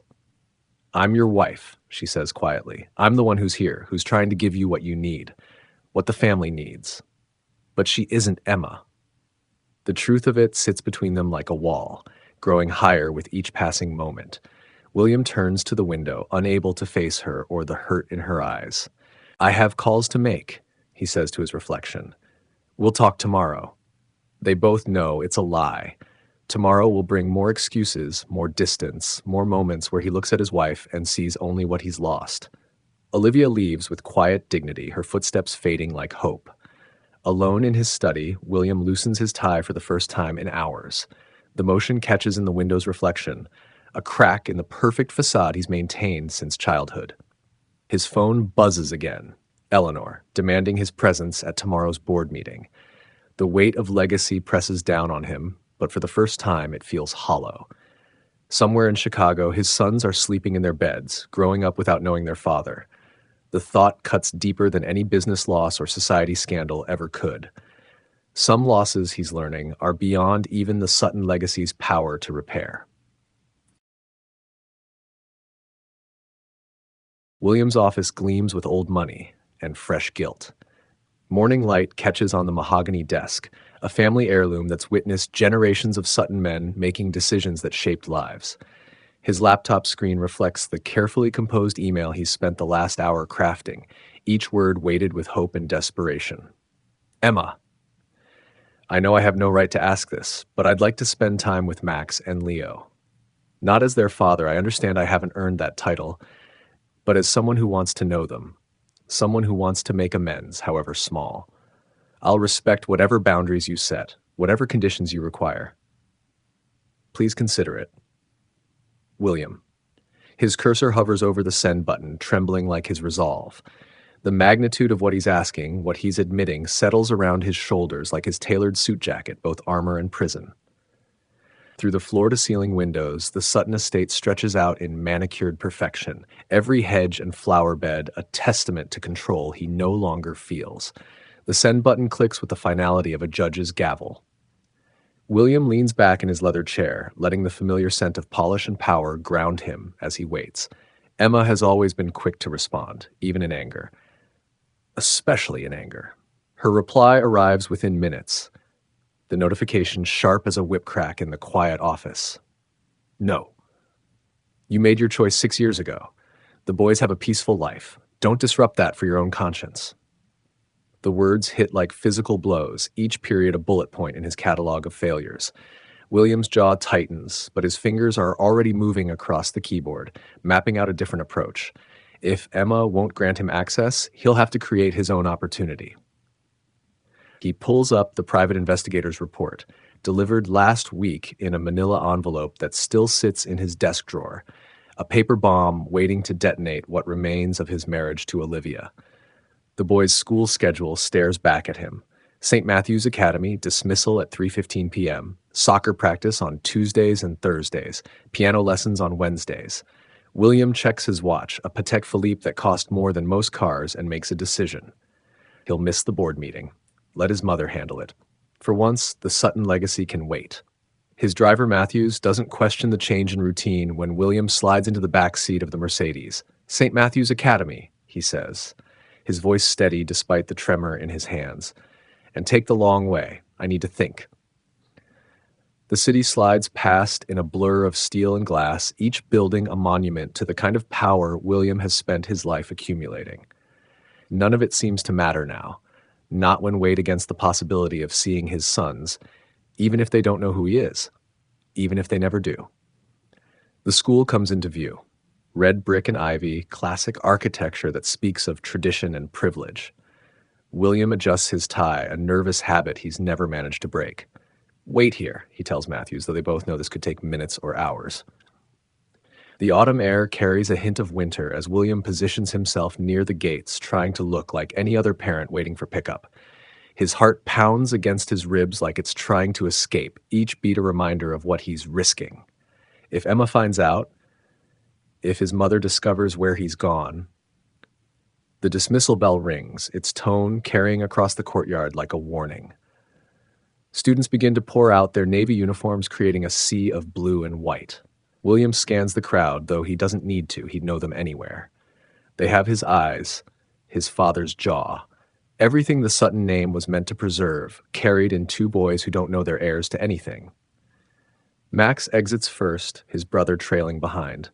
They move with the unconscious synchronicity of twins, already tall for their age. William's throat constricts at the sight of them. How many bedtime stories has he missed? How many scraped knees and proud moments? He steps forward, his shoes clicking against the pavement. Max? Leo? The boys turn, identical expressions of confusion crossing their faces. Up close, the resemblance is even more striking, like looking at old photographs of himself at their age. Yes, Max asks, his voice carrying a wariness that no child should have to wear. Leo shifts closer to his brother, protective in a way that makes William's chest ache. I'm William Sutton. The name falls between them like a stone in still water. I'd like to talk to you both if that's all right. The twins exchange glances, a silent conversation passing between them. Who are you? Max demands, while Leo takes a half step back. William swallows hard. I'm your father. The words hang in the air, heavy with 6 years of absence. Max's expression hardens, something old and hurt flashing in eyes too young for such pain. Our dad's not here, he says flatly. He doesn't come around. I know. William fights to keep his voice steady. I've made mistakes, terrible ones. But I want to make things right. I want to be part of your lives. Leo speaks for the first time, his voice quiet but firm. Why should we trust you? The question cuts deeper than any boardroom negotiation, any society snub. William reaches for words, for explanations that might bridge the gulf he created. Because I'm trying to change, to be better than I was. Mom says actions matter more than words. Max's chin lifts in a gesture so familiar it steals William's breath. Your action was leaving. They turn away in unison, shoulders straight, heads high. William watches them go, unable to move, unable to call after them. They walk exactly like him, like every Sutton man before them. Proud, even in retreat. The rejection settles into his bones like winter frost, each step back to the car heavier than the last. Matthews opens the door without comment, though his eyes in the rearview mirror carry a weight of judgment William can't bear to face. Home, he manages, the word tasting like ash in his mouth. The Mercedes pulls away from the curb, leaving behind 2 boys who carry his blood but not his name, who wear his features but not his failures. His phone buzzes, Olivia, wondering where he is. Then his mother, demanding an explanation for his missed meeting. William ignores them both, watching the city blur past as his carefully constructed world continues to crumble. The estate appears ahead, its gates swinging open in automatic welcome. William stares up at the mansion that's been his prison and his inheritance, wondering how something so grand could feel so empty. Inside, obligations wait, calls to return, decisions to make, appearances to maintain. But for now, he sits in the car, letting the engine idle while he processes the magnitude of what he's lost. Not just today, but 6 years ago when he chose the Sutton legacy over love, over family, over everything that might have made him more than just his mother's perfect heir. Matthews clears his throat gently. Sir? William straightens, adjusting his tie one final time. Thank you, Matthews. That will be all. He exits the car with practiced grace, each step up to the front door measured and precise. The butler opens it without being summoned, and William steps back into his gilded cage, Hana, the weight of his choices hanging around his neck like his perfectly knotted tie. Inside, the house breathes old money and fresh regret. William heads for his study, knowing his mother will be waiting, knowing explanations will be demanded, knowing that somehow she'll already know where he's been and what he's lost. The grandfather clock in the hall strikes 4, its chimes echoing through the empty house like judgment bells. William straightens his shoulders, preparing to face whatever comes next. But the image of his sons turning away plays on repeat in his mind, a loop of rejection he knows he's earned. Some mistakes he's learning can't be fixed with money or power or carefully crafted apologies. Some bridges, once burned, leave only ashes behind. The study door looms ahead, solid oak and brass hardware gleaming in the afternoon light. William reaches for the handle, his reflection fragmenting across the polished surface. The man looking back at him wears the perfect suit, the perfect watch, the perfect mask of Sutton dignity. But his eyes, so like his son's, tell a different story. Winter creeps across the Sutton estate, like a slow-moving glacier, turning the manicured gardens to crystalline sculptures in the December air. William stands at his study window, watching darkness settle over the grounds as another day slips away. The Christmas lights his mother insisted on. Tradition, darling, twinkle with mechanical precision, each bulb placed just so. Olivia's voice drifts up from the foyer, sharp with frustration as she speaks to someone on the phone. Their marriage has become a minefield of unspoken tensions, each conversation weighted with things they can't or won't say. She knows about his visit to the boys' school. His mother made sure of that. The betrayal lives between them now, another crack in their already fragile foundation. William, Olivia appears in the doorway, her silk blouse and perfectly styled hair a testament to effort that no longer moves him. We need to talk. He doesn't turn from the window. About what? About whatever's happening to you. Her heels click across the hardwood as she moves closer. About why you've become a ghost in your own home. Now he does turn, taking in the woman he married for all the wrong reasons. Olivia Blackwood Sutton. The perfect society wife, the merger his mother orchestrated to preserve the family name. She deserves better than this half-life he's given her. I don't know what you want me to say. The truth would be nice. Olivia's laugh holds no humor, though I suppose that's too much to ask from a Sutton. The barb lands as intended. William moves to his desk, adjusting papers that don't need adjusting. I'm dealing with some business matters. Business matters don't make you miss dinner 3 nights in a row. They don't explain why you spend hours staring at nothing. Olivia steps closer, her perfume expensive, carefully chosen, filling the space between them. What happened to you, William? The man I married was focused, driven. He knew what he wanted. Maybe that's the problem. The words escape before he can stop them. Maybe I never knew what I wanted. Maybe I only knew what was expected. Olivia's silence speaks volumes. When she finally responds, her voice carries a tremor he's never heard before. Does this have something to do with Emma? With your sons? The question hangs in the air like smoke, toxic and suffocating. William's hands curl into fists at his sides, his wedding ring catching the light, a different ring, a different promise, equally hollow. You've been asking about them, Olivia continues, each word precise as a surgeon's cut. The staff talks, William. They say you've been making calls, gathering information. They say you tried to see them. I had to try. The admission costs him, but he's too tired to maintain the facade. They're my sons. And what am I? Olivia's composure cracks, just slightly. The replacement? The acceptable alternative your mother chose? William turns back to the window, unable to face the truth in her eyes. Outside, the Christmas lights continue their relentless twinkling, each flash a reminder of holidays that should have been different, should have been warmer, should have been filled with children's laughter instead of society's approval. You deserve better than this, he says finally.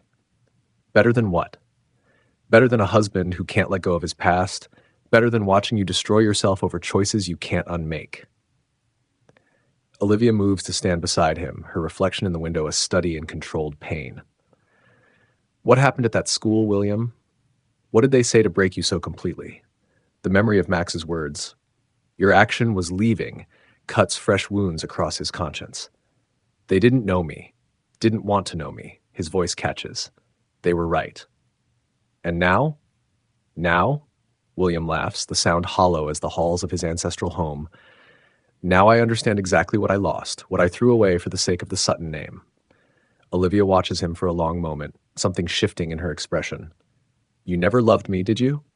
The question should shock him, should prompt immediate denial. Instead, it feels like release. I tried, but not enough to forget her, not enough to be present in our marriage. Olivia's words carry no anger, only resignation. I thought I could compete with a ghost, but I never realized the ghost had children. Your children. William's throat constricts. I'm sorry. Are you? Are you sorry for marrying me, or sorry that you had to? She turns away, her composure cracking further. The great William Sutton, always doing what's expected, always playing the perfect heir. How exhausting it must be, living someone else's life. The truth in her words stings like an open wound. William watches her reflection in the window, seeing for the first time how young she looks. Barely 30, trapped in a marriage that was dead before it began. I'll have my lawyers drop the papers, she says quietly. We can keep it civil, private. Your mother needn't know until it's done. The mention of Eleanor sends a chill down William's spine. She'll never accept it. She didn't accept Emma either, did she? Olivia's smile is sad. The difference is, this time you're not the only one choosing to walk away. She leaves him standing at the window, her footsteps fading into the vastness of the house. William watches her car pull away 20 minutes later, knowing she won't be back tonight, knowing perhaps that she won't be back at all. The Christmas lights continue their mechanical dance, casting shadows that seem to mock him. Somewhere in Chicago, his sons are probably decorating a tree, hanging ornaments with their mother, creating memories he'll never be part of. The thought settles in his chest like broken glass. His phone buzzes. Eleanor, right on schedule. The Ashworths are hosting their annual Christmas Eve gala. Do wear the blue tie, it photographs better. William stares at the message, seeing in those few words the cage he's lived in his entire life.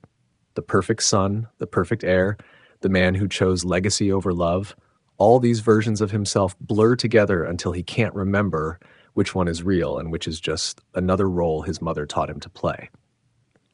The grandfather clock strikes 8, its chimes echoing through the empty house. William loosens his tie, the first crack in his perfect appearance, and stares at the man looking back at him from the darkened window. The Sutton heir, the distant husband, the absent father. All these reflections fragment across the glass like pieces of a puzzle that no longer fit together. Somewhere in Chicago, Emma tucks their sons into bed, separated from him by more than just miles and years. William turns away from his reflection, unable to face the truth he sees in his own eyes. The Christmas lights cast shadows that seem to follow him as he climbs the stairs to his empty bedroom, each step taking him further from the person he once promised Emma he would be. The weight of the Sutton name presses down on him, a burden passed down through generations. But tonight, for the first time, he feels the full cost of that inheritance, measured not in dollars and cents, but in the growing distance between him and everything that might have made his life worth living. As he reaches the top of the stairs, Eleanor's message buzzes again. Don't forget the blue tie, dear.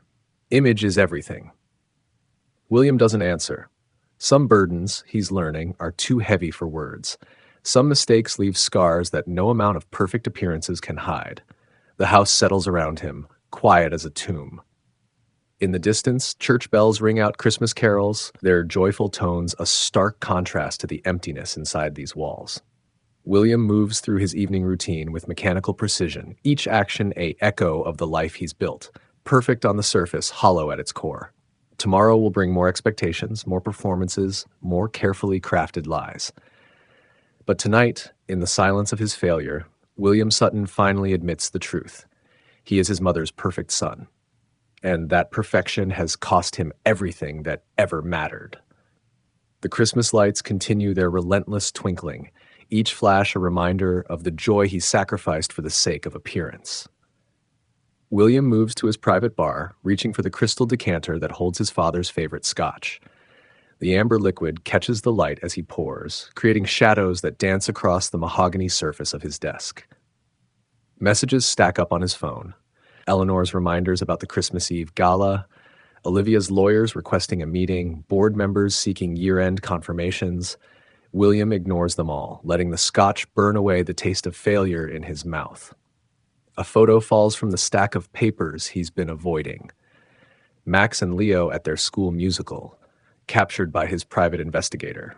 They're wearing matching sweaters, their smiles wide and genuine in a way William can't remember feeling since he was their age.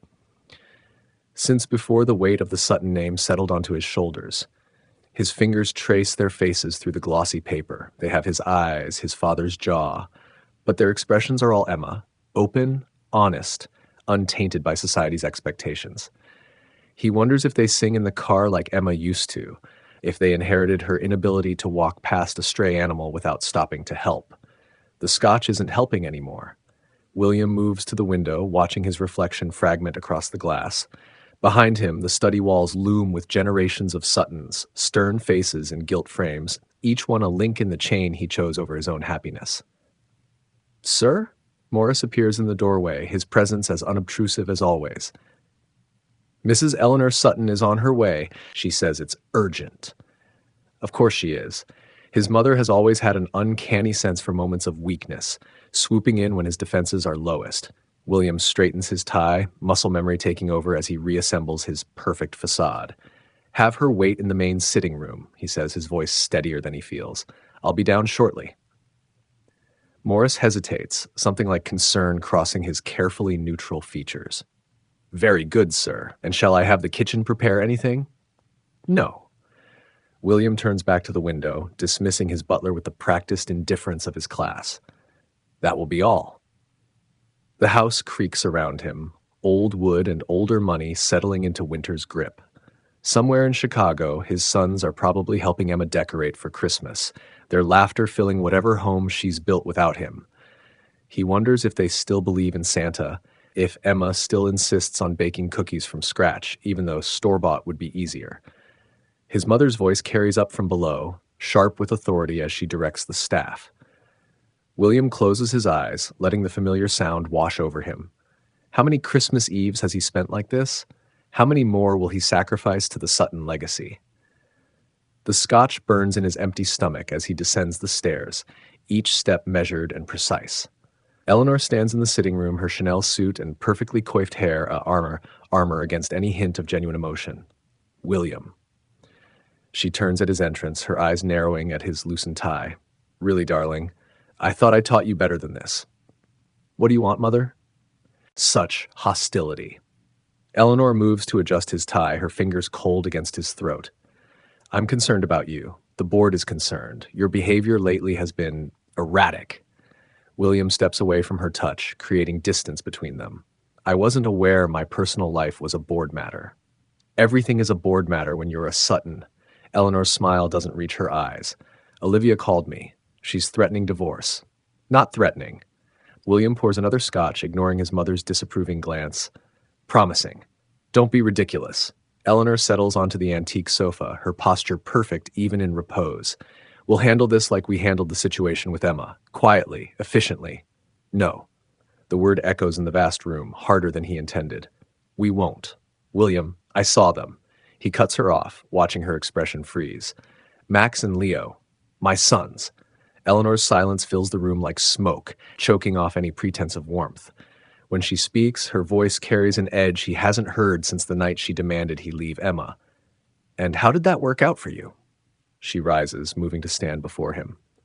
Did they welcome their absentee father with open arms?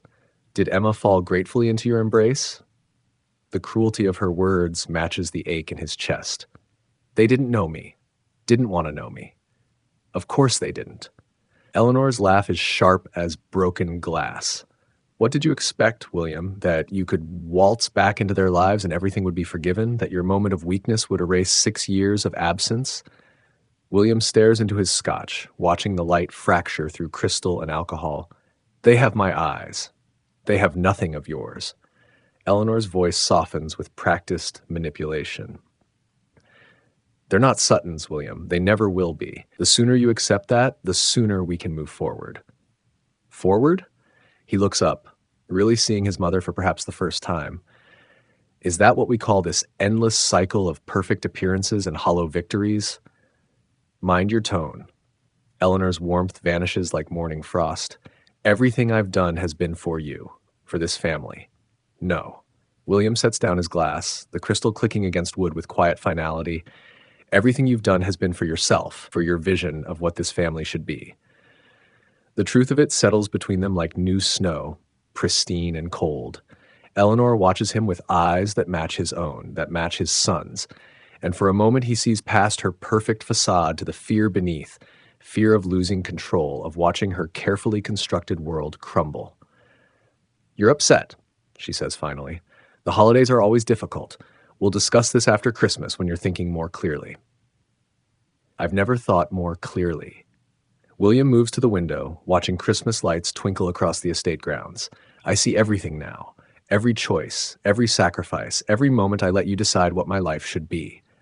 I made you who you are. Eleanor's reflection appears beside his, proud and terrible as a Greek goddess. Everything you have is nothing compared to what I've lost. He turns to face her, feeling the weight of generations pressing down on him, my wife, my children, any chance at real happiness. Happiness? Eleanor's laugh could freeze champagne. Happiness is for people who don't have legacies to protect, people who don't understand the weight of responsibility. You're right. William straightens, squaring his shoulders one final time. I don't want that responsibility anymore. I don't want any of it. The words hang between them like icicles, beautiful, dangerous, impossible to take back. Eleanor's face hardens into the mask he knows so well, all pretense of maternal concern vanishing. Don't be dramatic. She moves toward the door, her heels clicking against hardwood like a judge's gavel. The Ashworths expect us at 8. Wear the blue tie. She leaves him standing in the sitting room, surrounded by antiques chosen for appearance rather than comfort. The house settles around him, creaking with the weight of expectations and inherited duty. William looks up at his father's portrait, seeing in those stern features the same trap he's lived in his entire life. The perfect son, the perfect heir, the man who sacrificed love for legacy, all these versions of himself blur together until he can't remember which one is real. His phone buzzes, another message from Eleanor, another command wrapped in maternal concern. William stares at the screen until it goes dark, reflecting his face in the polished surface. The man looking back at him wears the perfect suit, the perfect watch, the perfect mask of Sutton dignity. But his eyes, his son's eyes, tell a different story. Outside, snow begins to fall, each flake a perfect, crystalline reminder of choices made and paths not taken. The Christmas lights blur through the gathering storm, their cheerful colors mocking the emptiness inside these walls. William reaches for his scotch, but his hand falls short. No more numbing the pain, no more hiding behind crystal and tradition. He has become exactly who his mother always wanted him to be, and the cost of that transformation has finally become too high to bear. The grandfather clock strikes midnight, its chimes echoing through the empty house like judgment bells. Somewhere in Chicago, his sons sleep beneath different stars, dreaming dreams that don't include him. Emma tucks them in, kisses their foreheads, loves them with a fierceness he once thought he understood. William moves through the darkened house, past portraits of ancestors whose approval no longer matters. Each step carries him further from the man his mother created, closer to whatever remains of the person he might have been. The Christmas lights cast his shadow in triplicate across marble floors, each version a different angle of carefully cultivated success.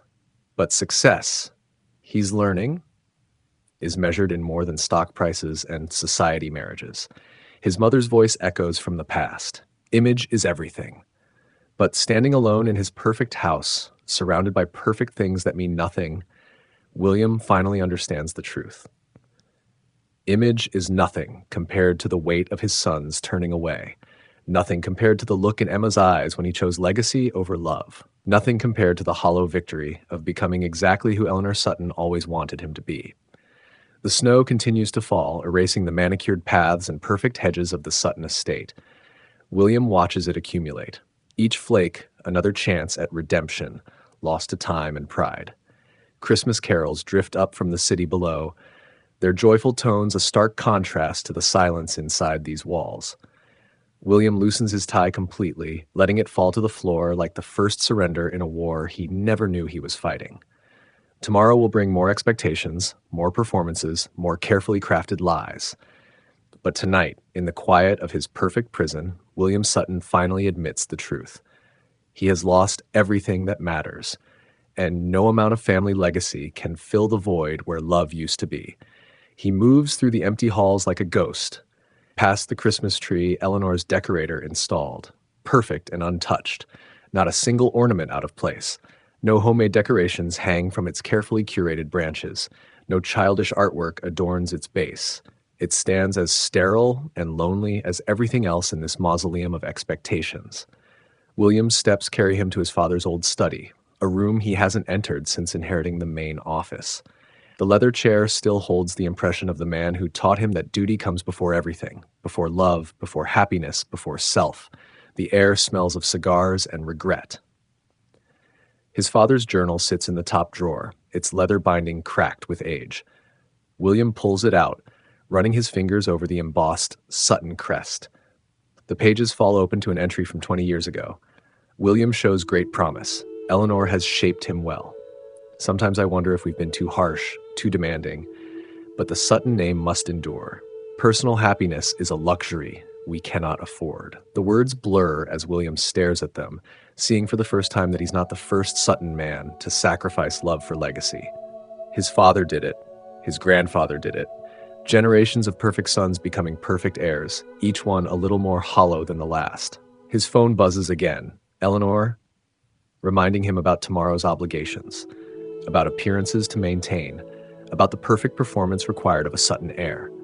William sets his father's journal aside and moves to the window. Below, the Christmas lights continue their relentless dance, each flash a reminder of the joy he sacrificed for the sake of appearance. But tonight, watching snow erase the manicured paths of his inheritance, he finally understands some prices are too high to pay, even for the Sutton name. The snow falls harder now, covering everything in a blank white canvas that promises new beginnings. Somewhere in Chicago, his sons sleep beneath different stars, dreaming dreams that don't include him. But maybe, just maybe, it's not too late to wake up from this perfect nightmare he's been living. William reaches for his phone, deleting Eleanor's messages without reading them. Tomorrow will bring consequences, recriminations, the full weight of his mother's disapproval. But for tonight, in the growing silence of Christmas Eve, he allows himself to mourn everything he's lost and everything he never let himself have.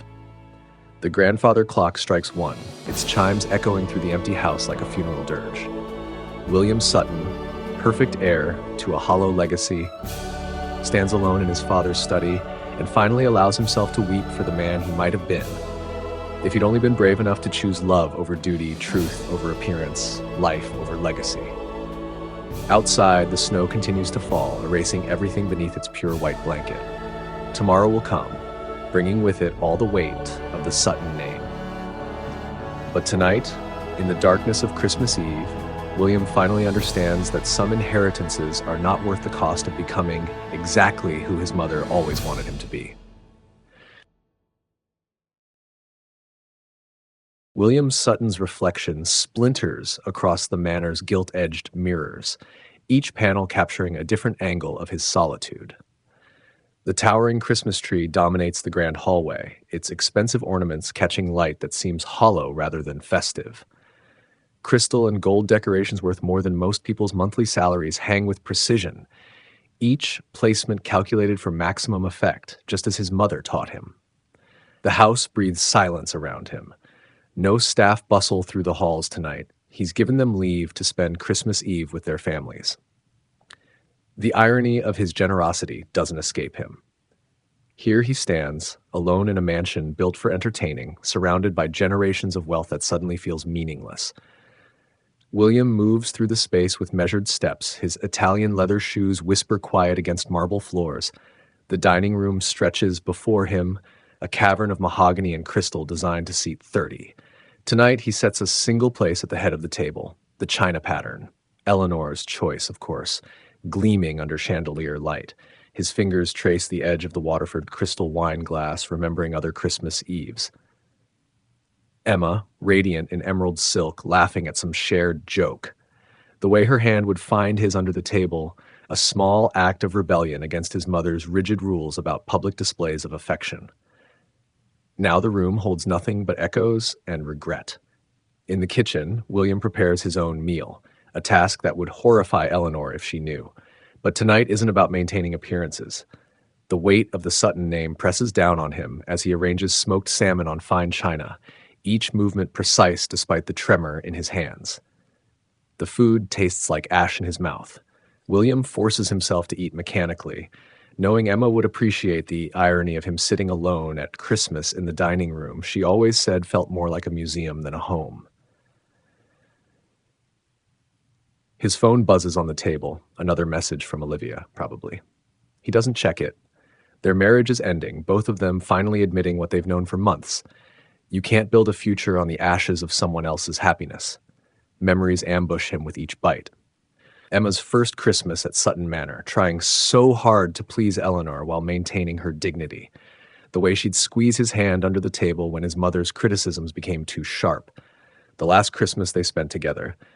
The silence between them already too deep to bridge.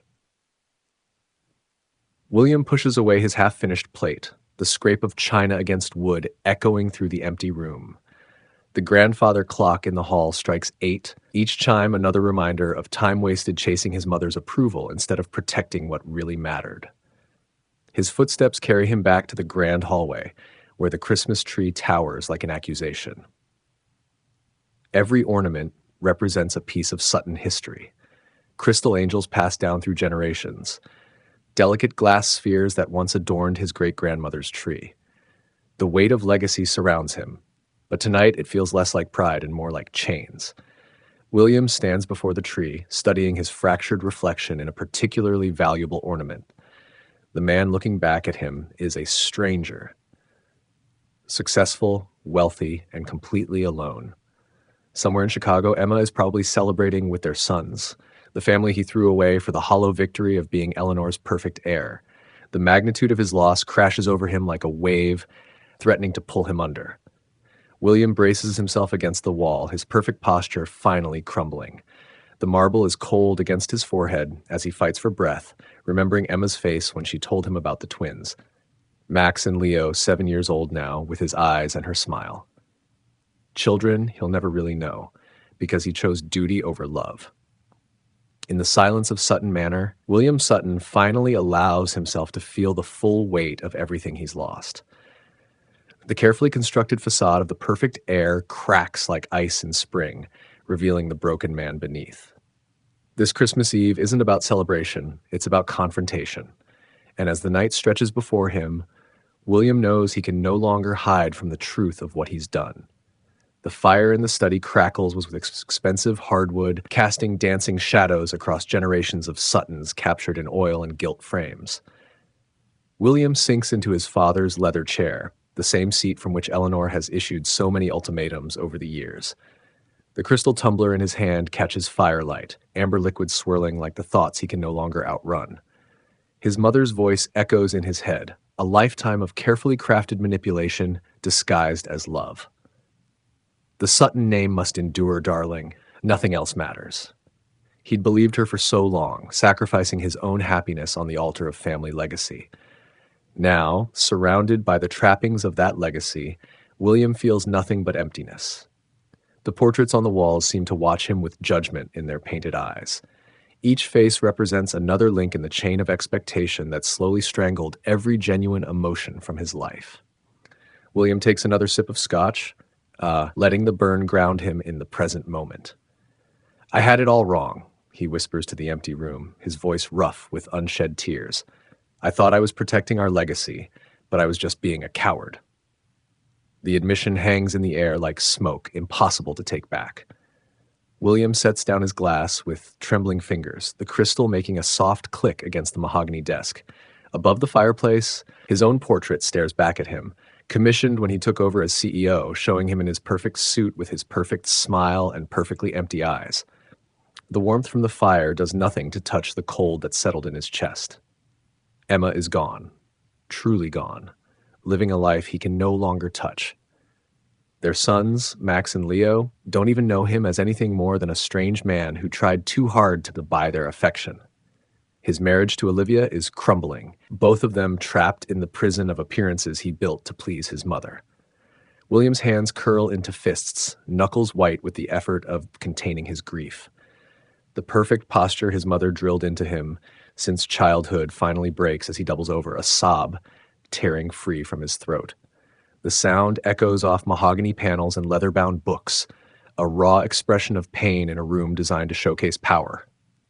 "I can't fix this," he whispers, the truth of it settling into his bones. "I can't undo what I've done." The realization washes over him like ice water. No amount of money or influence can restore what he destroyed.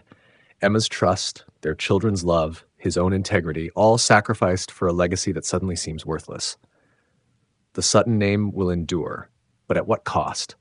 Memories flood his mind. Emma's face when he chose his mother over her, the way she'd looked in Chicago with their sons, peaceful and strong in a way she never was at Sutton Manor. He remembers the twins' suspicious glances when he tried to play the role of friendly stranger, their instinctive distrust of the man who abandoned their mother before they were born. The grandfather clock strikes midnight, its chimes echoing through the empty house. William raises his head, tears tracking down cheeks that haven't felt such honest emotion in years.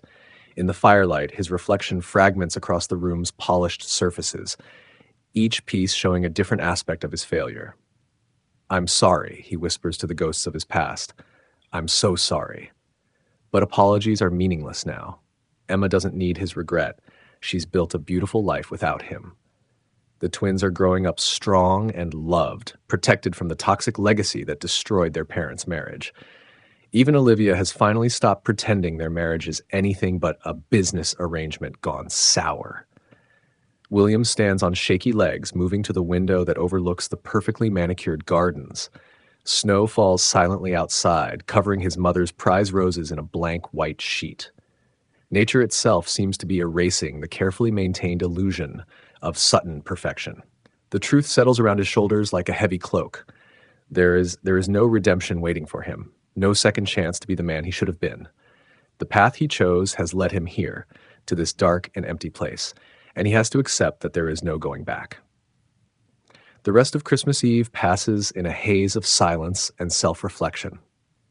William remains in his study, watching as snow continues to fall outside. The fire dies down to embers, but he doesn't bother rekindling it. The cold seems appropriate somehow, a physical manifestation of the emptiness inside him.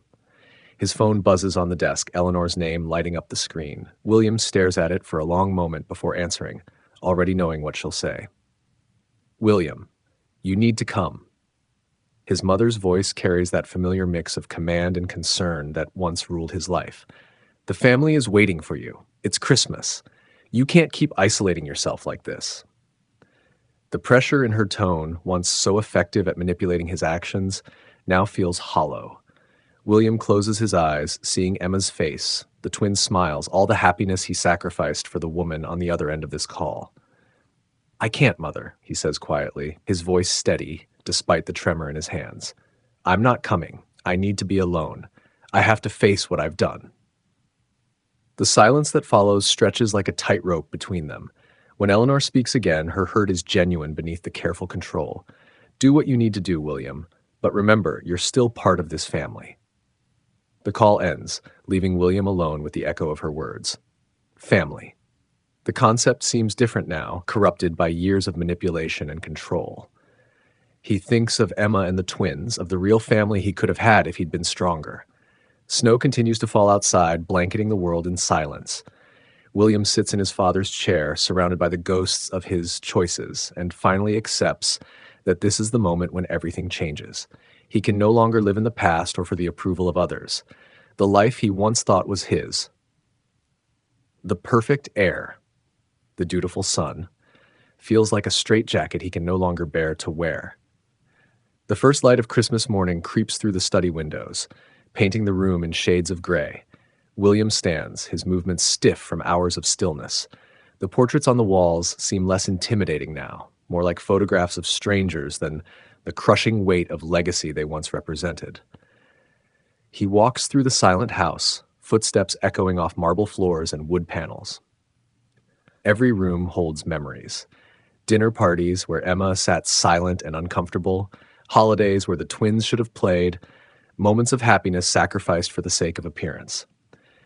In the grand hallway, William stops before the Christmas tree. The expensive ornaments no longer sparkle. They just look cold and artificial in the dawn light.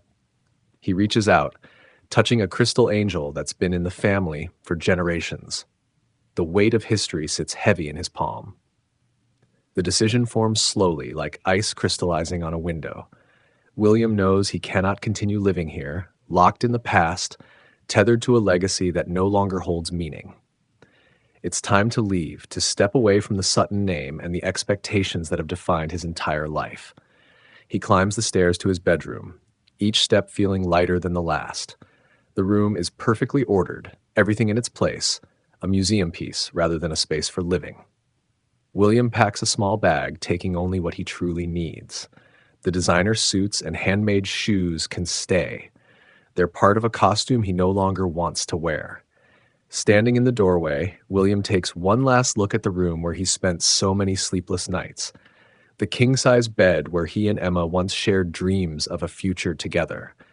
The sitting area where he used to read stories to the twins during his failed attempts at connecting with them. Even the chair where Olivia sat when she finally admitted their marriage was over.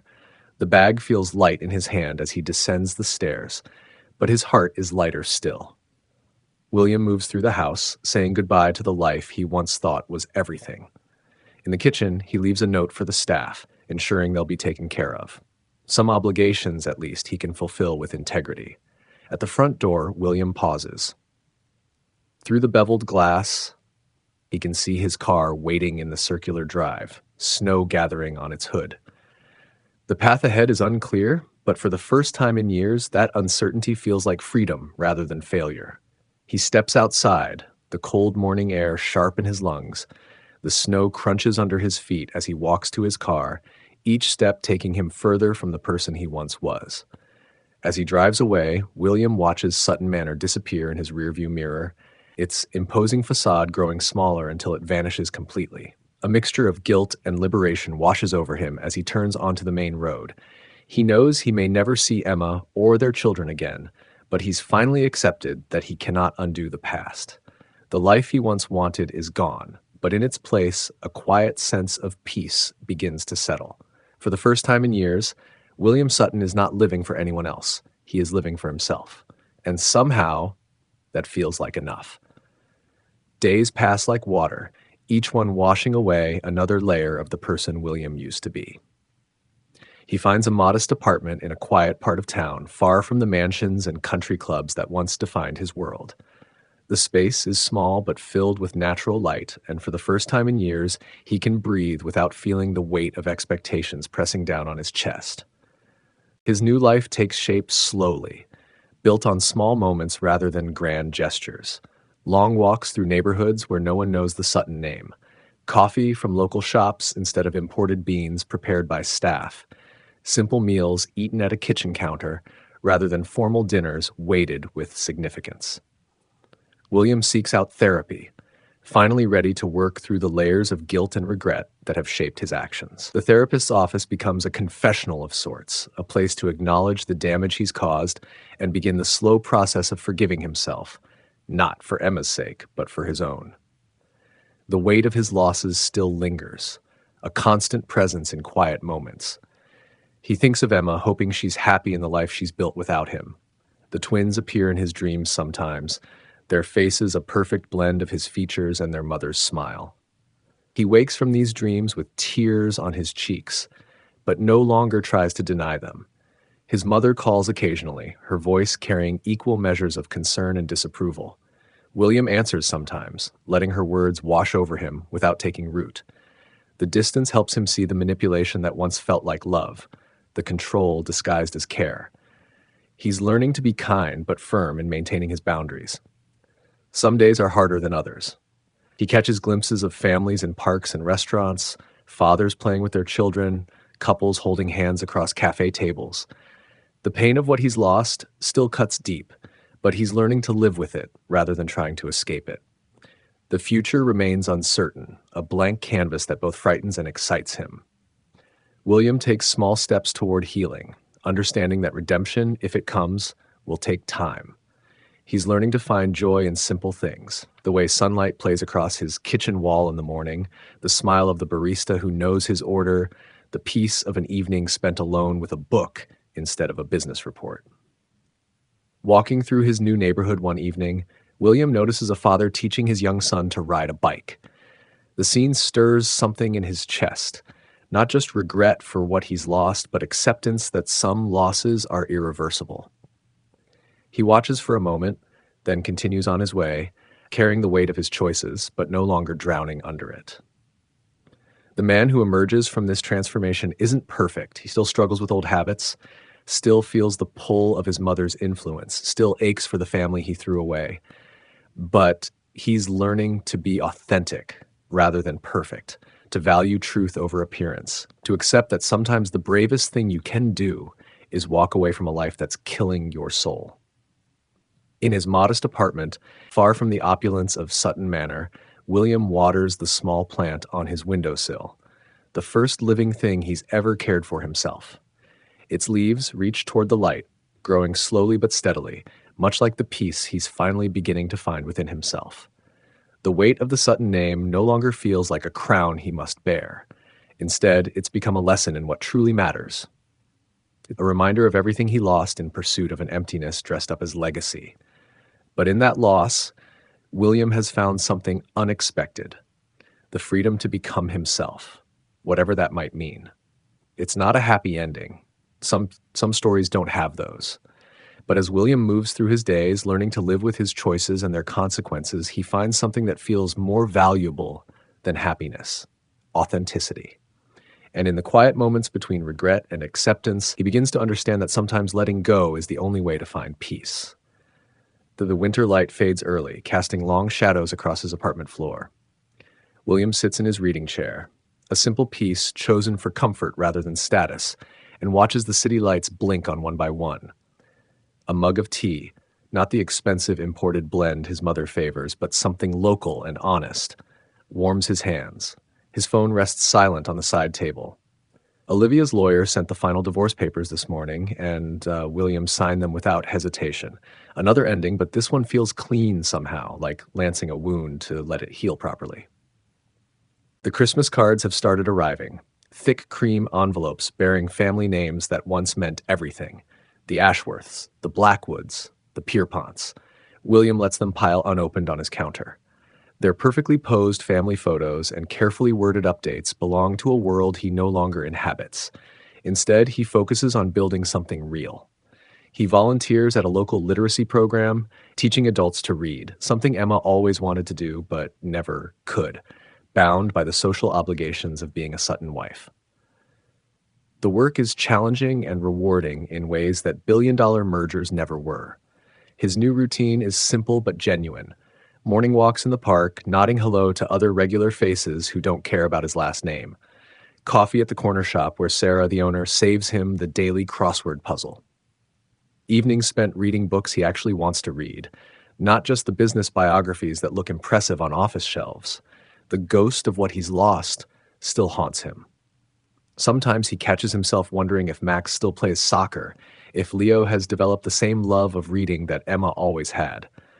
But he's learning to live with these questions unanswered, understanding that knowing would only cause more pain, not just for him, but for the family that's better off without him.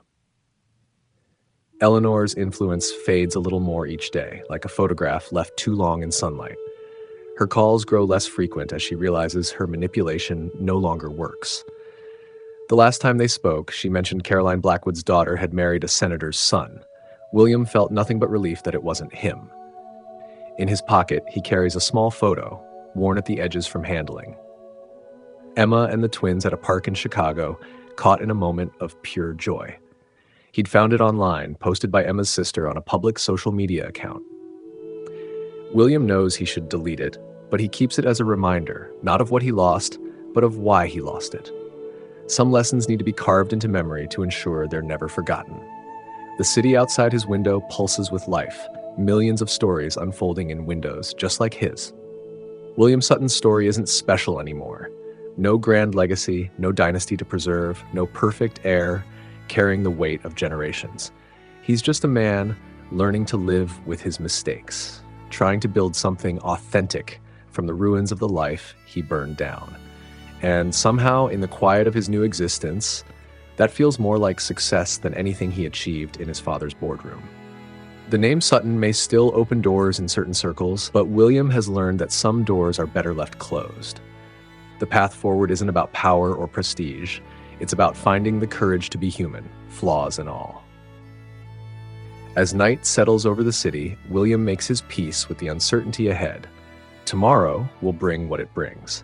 For now, he sits in his modest apartment, surrounded by the simple truth of who he's become, and allows himself to rest in the knowledge that sometimes the bravest thing you can do is let go of who you were supposed to be and embrace who you actually are. His tea has gone cold, but William doesn't mind. Some things aren't meant to be perfect.